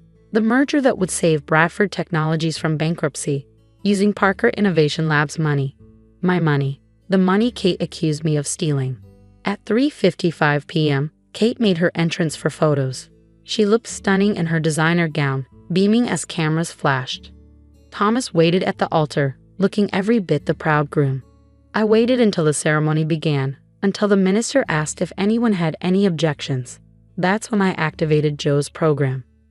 The ballroom's lights dimmed. The massive screens meant for wedding photos came to life. And there, in high definition, began playing a presentation I titled "The Truth About the Parker Family Fortune." Financial records, emails, secret meetings, every corrupt dealing, every stolen dollar, every lie, displayed for all to see. Kate's face went from confusion to horror as she watched proof of her fiancé's embezzlement scheme unfold on screen. "Turn it off," Thomas shouted, but the hotel's systems weren't responding to anyone but me. Then came the recording. A conversation between Kate and Thomas from 3 months ago. "Once we frame Emily for the missing money, Dad will have to give me control of the company." Kate's voice filled the ballroom. "The adopted brat never deserved it anyway. And once we merge the companies," Thomas replied, "we can sell off Parker's assets to cover Bradford's debts. Your father will never know what hit him." The screens switched to security footage of them doctoring financial records in Thomas's office, carefully cracking the trail that would lead to me. The ballroom erupted in chaos. I emerged from the control booth, walking calmly down the main aisle. Kate stood frozen in her white dress, mascara running down her cheeks. "Security," she screamed when she saw me. "They work for me," I said quietly, "or rather, they work for Parker Innovation Labs' security division, which I built from the ground up." Dad stepped forward, his face ashen. "Emily, Save it," I cut him off. "Check your email. You'll find copies of everything you just saw, plus documentation of every innovation and client relationship I brought to the company. My resignation terms are attached. You have 1 hour to accept them." "You're bluffing," Thomas snarled. "You've got nothing." I smiled. "The SEC disagrees. They're very interested in Bradford Technologies' creative accounting, as are your shareholders." I nodded towards several pale-faced board members in the crowd. "Oh, and Kate, you were right about one thing. I'm not a real Parker. I'm better. I built that company into what it is today, while you were busy taking selfies and plotting theft." Mom tried to approach me, but I held up my hand. "My terms are simple. I take 51% ownership of Parker Innovation Labs, effective immediately. Kate and Thomas are banned from any involvement in the company. And Dad, you can keep your position as figurehead CEO, but your voting rights go to me. And if we refuse," Kate's voice shook, "then I release everything to the media. Parker Innovation Labs might survive the scandal. Bradford Technologies won't." I turned to the shocked guests. "I suggest you all go home. I don't think there's going to be a wedding today." The next few hours were a blur of lawyers, documents, and tears. By midnight, I owned controlling interest in the company I'd helped build. Bradford Technologies stock was in freefall, and Kate's perfect wedding had become the scandal of the year. 1 week later, I sat in my new office, formerly Dad's, reviewing acquisition proposals for what remained of Bradford Technologies. A knock at the door interrupted my work. It was Dad, looking older than I'd ever seen him. "I should have believed in you," he said quietly. Yes, you should have. Can we ever fix this? I thought about it. Maybe. Not as father and daughter, you lost that right at the engagement party. But as business partners, we'll see. You taught me my first lesson about innovation. Sometimes you have to tear something down completely before you can build it back better. He nodded sadly and left. I turned back to my window, looking out at the city skyline. My phone buzzed. A text from Kate. I'm sorry, I was wrong about everything. I didn't reply. Some apologies come too late. They say success is the best revenge, but I disagree. The best revenge is forcing people to face their own lies. Kate wanted a wedding that everyone would remember. Well, she got her wish, just not in the way she planned. As for me, I'm still the same person who loves innovation and building things. The only difference is now everyone knows what I'm capable of, and no one will ever call me just the adopted one again.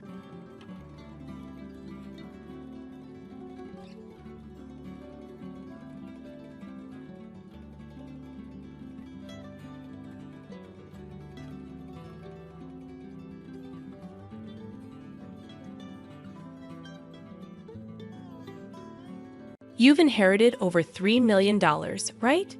We've already started constructing a duplex for us to live together. I've even included the kitchen of my dreams, my mother-in-law says in a tone that's almost dreamy. I've quit my job. I'm planning to start a business with the inheritance that Ashley has received. My husband announces, looking oddly pleased. Wait a minute, I've told you I haven't received any inheritance yet, right? You've quit your job, and you're building a duplex. What's happening?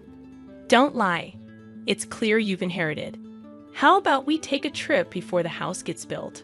How about Hawaii? My father-in-law chimes in, adding to the growing confusion with my husband and my mother-in-law. What on earth are these people thinking? They want to use the precious inheritance I received from my mother and spend it on whatever they please. Even though I was filled with rage, I didn't know what to do. The story goes back a few months ago. My name is Ashley. I'm 38 years old and work as a high school teacher. I married David, an office worker who is 2 years older than me, 12 years ago. Soon after we got married, our only daughter Julie was born. And since then, my days have been filled with work and child rearing. Today is the day I'm visiting my hospitalized mother with my daughter. Oh, Grandma, it's been a while. Well, Julie, welcome. My mother lies in her bed, lovingly stroking Julie's hair. Her hand is noticeably thinner, and her complexion looks poor. Next to my mother's bed stands a middle-aged man wearing glasses and a suit. As I nod towards him, he returns the nod and leaves the room. Mom, who is that man? Just an acquaintance. Don't worry about it. More importantly, Ashley, are you still doing well? And David, is he well? My mother's eyes, a shade close to blue, sparkle softly as she smiles. She met my father, who ran an import-export business overseas and came to the U.S. as his bride. Raising a child in a foreign country must have been hard, but my mother and father worked together to bring me up. One of the reasons I am able to work as a teacher today is because my mother taught me many things since I was small. I am deeply grateful to my parents who raised me with love in a wealthy family. After my father passed away a few years ago, my mother, now alone, fell ill and was hospitalized. She transferred the business to a relative, and now she spends her remaining days quietly in the hospital. I'm fine, Mom. Is there anything you need? Just having you and Julie come to see me is more than enough. After having such a conversation and spending a good amount of time talking with my mother, Julie, and I headed home. Julie talks to my mother about things that happened at school and the book she has recently read. She's at that tricky age of 10, but our relationship is good. Even if I take away my parental bias, I think she is a bright and honest child who is growing up well. We're home. Oh, welcome back. How's my mother-in-law doing? David asks as he greets us. Mom is as usual. How about you? Your seminar, was it? Oh, I heard some good stuff. Looking forward to the next one. Recently, my husband has been attending seminars on quitting his job and starting a side business. He must want more money, but the company he works for is not top tier. It's not bad. And with my salary, we are doing just fine. I find it distasteful when he is so greedy for money, which I suppose he gets from his parents.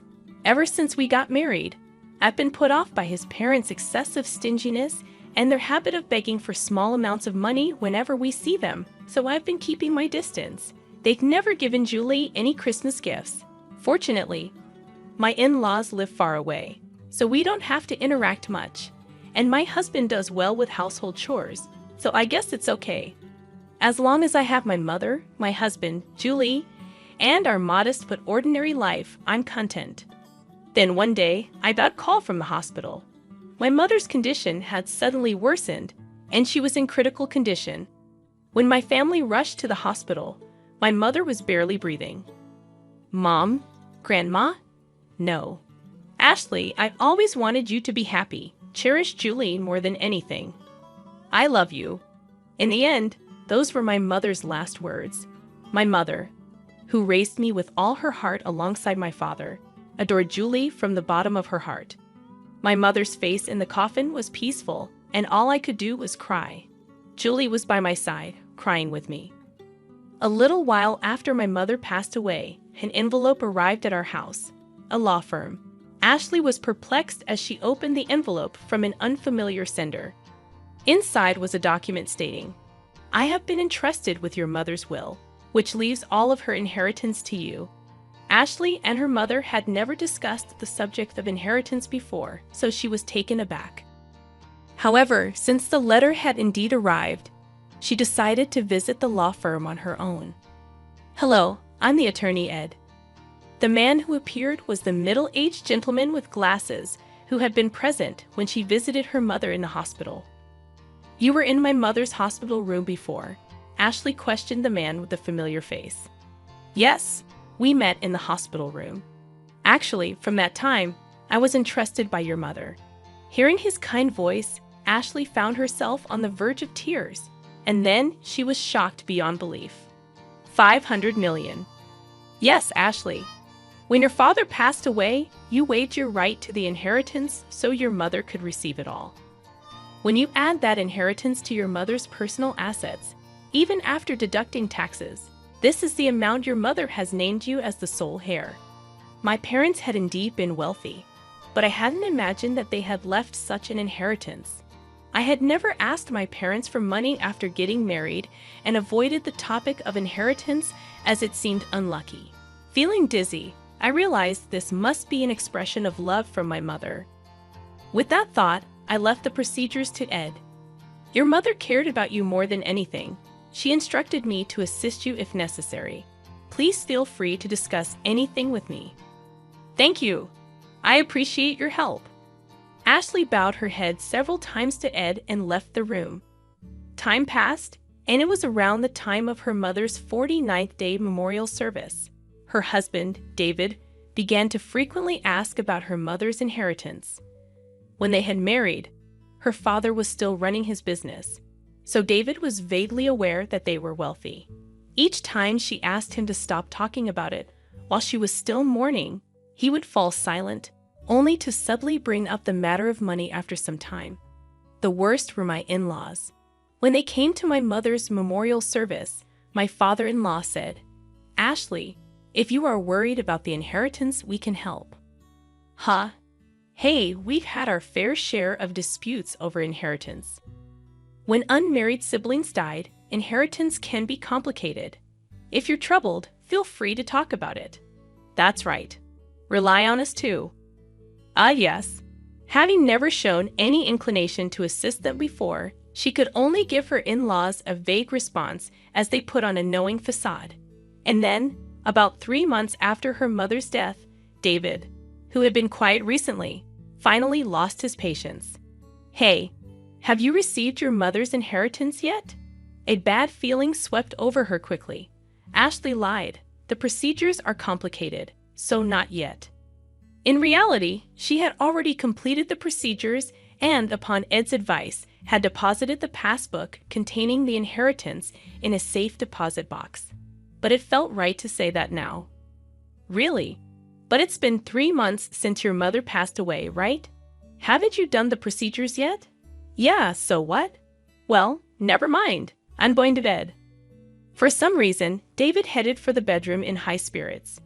With the nagging unease in her chest, Ashley prepared for work the next day and then headed for bed. The next day, as Ashley and Julie were cleaning up after dinner, the doorbell rang. Julie hurried to the door, and when Ashley poked her head out from the kitchen, she saw her in-laws who had dropped by unexpectedly and David returning from work. Why are my father-in-law and mother-in-law here? It's not a big deal, Julie. Go to your room. Julie glanced anxiously at us and headed to her room. What's going on? Never mind that, Ashley. We have something to celebrate today. Ed, her father-in-law, was in high spirits as he opened their fridge and took out a beer. Celebration. You inherited more than $300 million, didn't you? We've already started building a duplex house for us to live together. It even comes with a dreamlike modern kitchen. The one who spoke in the dreamy tone was her mother-in-law. What?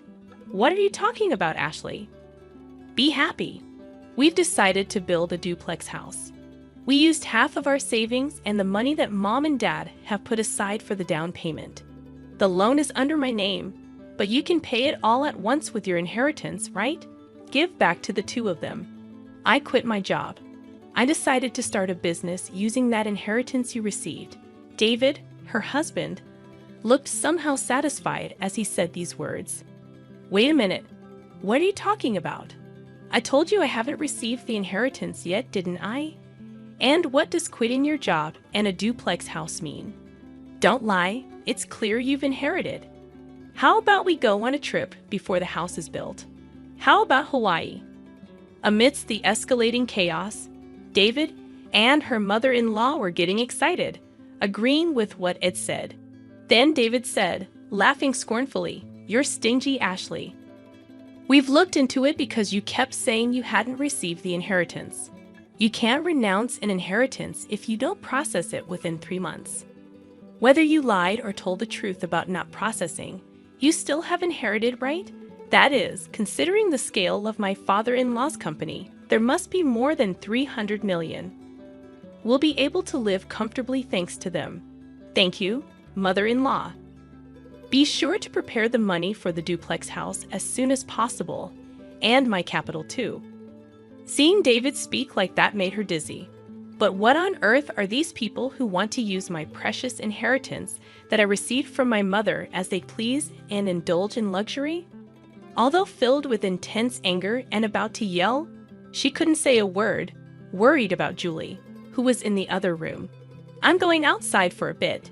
She called out to the three of them, but they didn't hear her, happily discussing how they would use the inheritance. She went out without even taking her wallet. The night wind was cool, and it was then that the tears came. She went to the hilltop park where she used to come with her mother and cried, holding back her voice. Her anger didn't subside. Feeling frustrated and worn out, her heart was exploited. Her emotions were a mess, but she couldn't just say she wanted a divorce. They still had their child, Julie. Her mother's words, "Take care of Julie above all else," came back to her, and tears spilled again. Suddenly, someone spoke to her. Surprised, she opened her eyes, and the person began to speak softly. 3 days later, she called her husband and in-laws to a restaurant with private rooms. "So you finally came back home after that day. Did you withdraw the money, Ashley? You shouldn't leave home without telling your husband." "Exactly." Ignoring the words of the three people, she took out a document. It was a divorce notice already filled out. "David, I want a divorce." "What? What are you saying?" Her husband looked panicked, and her in-laws looked at each other. "I can't go on with you anymore." "What are you saying?" David's face was turning red as he lashed out at her. "You're leaving us after receiving the inheritance. You changed because you got the money, you miser." "That's my words, Ashley. Snap back. Ever since I inherited my mother's estate, you've been out of control. Quitting jobs to start a business, deciding to live with in-laws without even asking, taking out my savings to build a 2-family home, and then planning a trip to Hawaii. Who is the one who changed when the money came in? I can't possibly stay with such people." Wait, you can't just divorce me like that. That's right. Our savings after marriage are shared property. Half of the inheritance belongs to David, no matter what. That's correct. If it comes to that, we will take 300 million with us. David and my in-laws were foaming at the mouth as they approached me. Just as I was about to respond, the door to the private room slid open. Dad, Grandpa, and Grandma should know better. The inheritance Mom received doesn't become shared property, right, Mr. Ed? There stood my daughter Julie and Attorney Ed. Julie, and who are you? I'm Attorney Ed. Ashley's mother had entrusted me with this matter, and I've been advising Ashley. As Ed bowed, Dave seemed flustered. That's all well and good, but wait. The inheritance doesn't become shared property? That's correct. Inherited property from a deceased parent has not become shared property, nor is it subject to the division of property. What? You've got to be kidding me. Is this a mistake? That can't be. In front of the flustered three, I was taken aback. It seems that they really thought that the inheritance I received would become their property. In that case, it's even more reason not to divorce. I'll cling to you no matter what. My husband with bloodshot eyes shouted out without any regard. Stop it already? That was Julie. She continued her calm words. Since Mom suggested divorce, no, since Mom inherited the estate. Has Dad ever thought about Mom once? Grandpa and Grandma only ever talk about money. They never once mentioned me. I can't consider such people as family. David and my in-laws were taken aback. The day I was crying about my inheritance, Julie was the one who spoke up. Julie came running after me, and she told me Dad, Grandpa, and Grandma are too much, trying to take Grandma's legacy for themselves. Mom, I'm on your side. Let's fight this together. With those words, I made up my mind, contacted Ed, and arranged this meeting. Julie, it's not like that. Dad wants you to be happy. That's right, Julie dear. You'd be happier living with us, wouldn't you? That's right. A child shouldn't interfere. My desperate husband and still assertive in-laws. Julie, with an exasperated look on her face, said, I'm going with Mom. I can't bear to be with you anymore. Julie said this and looked away. Anyway, we've made up our minds. Julie and I will be leaving. As I said this calmly, David got angry. Hey, I've never cheated, and you can't force a divorce. I'll hire a lawyer. We'll get that money one way or another. If that's the case, I will take care of it from here. Ed spoke quietly. The issue here is whether there are grave reasons for not continuing the marriage, quitting his job, using the household savings without permission, deciding to live together, and Julie is saying she can't bear it. There are various points we can argue. Moreover, your daughter recorded the sound of all of you begging for Ashley's inheritance. That should also serve as evidence. Damn it. David slumped, and my in-laws turned pale.